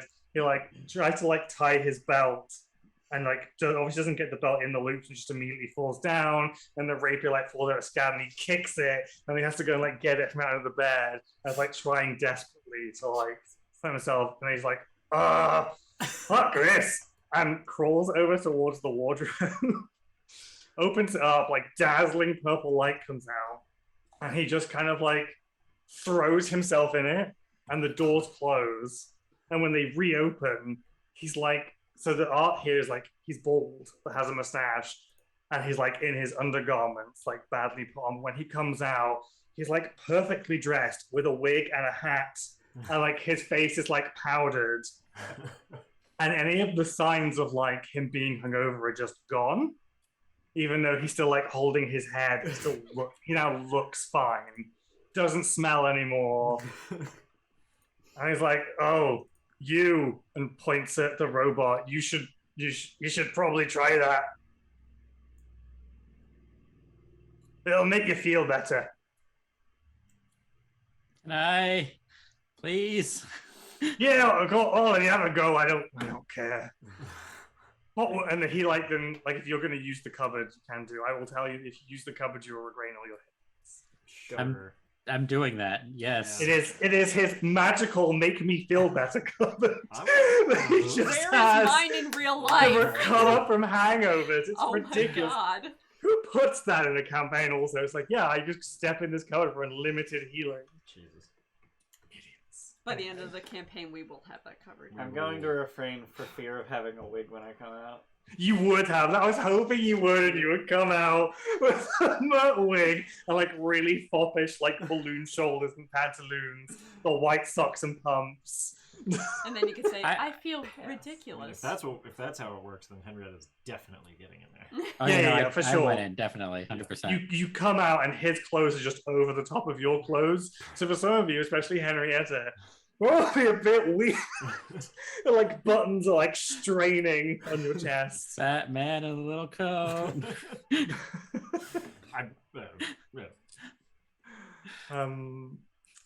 And kind of as like, and then Merc kind of crawls over to the box and like gives it a kick and like starts like poking through to like see what that was about.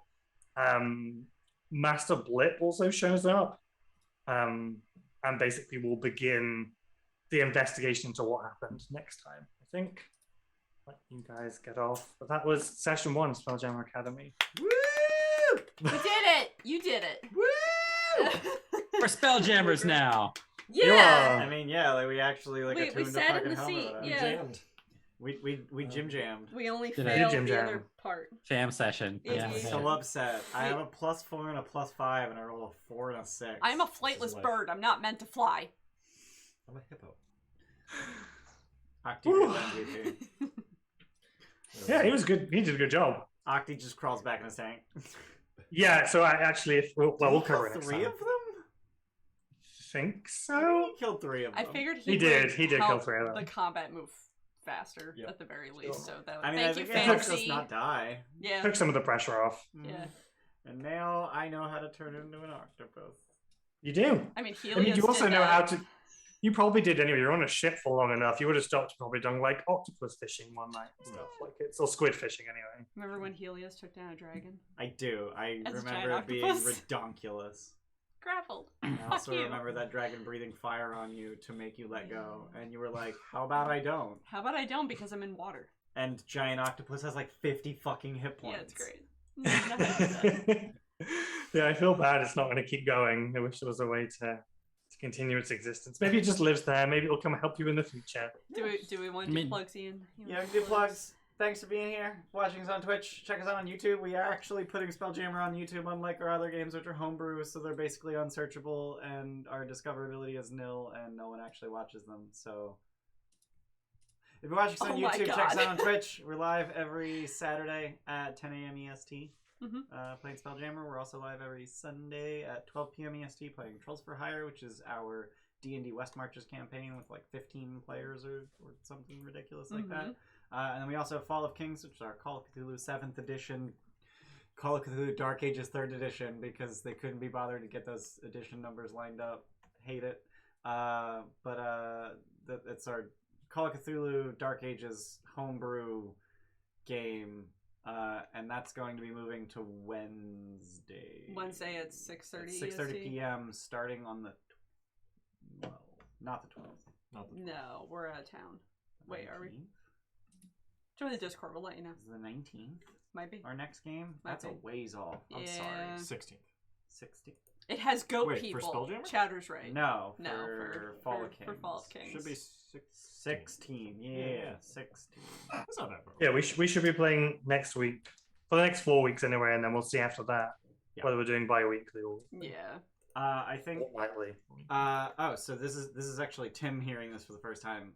Fall of Kings is moving to Wednesdays. Yeah. 'Cause Luke has to work Saturdays from now on. Yeah. So we cannot do Fall of Kings on Saturdays, so there's no conflict.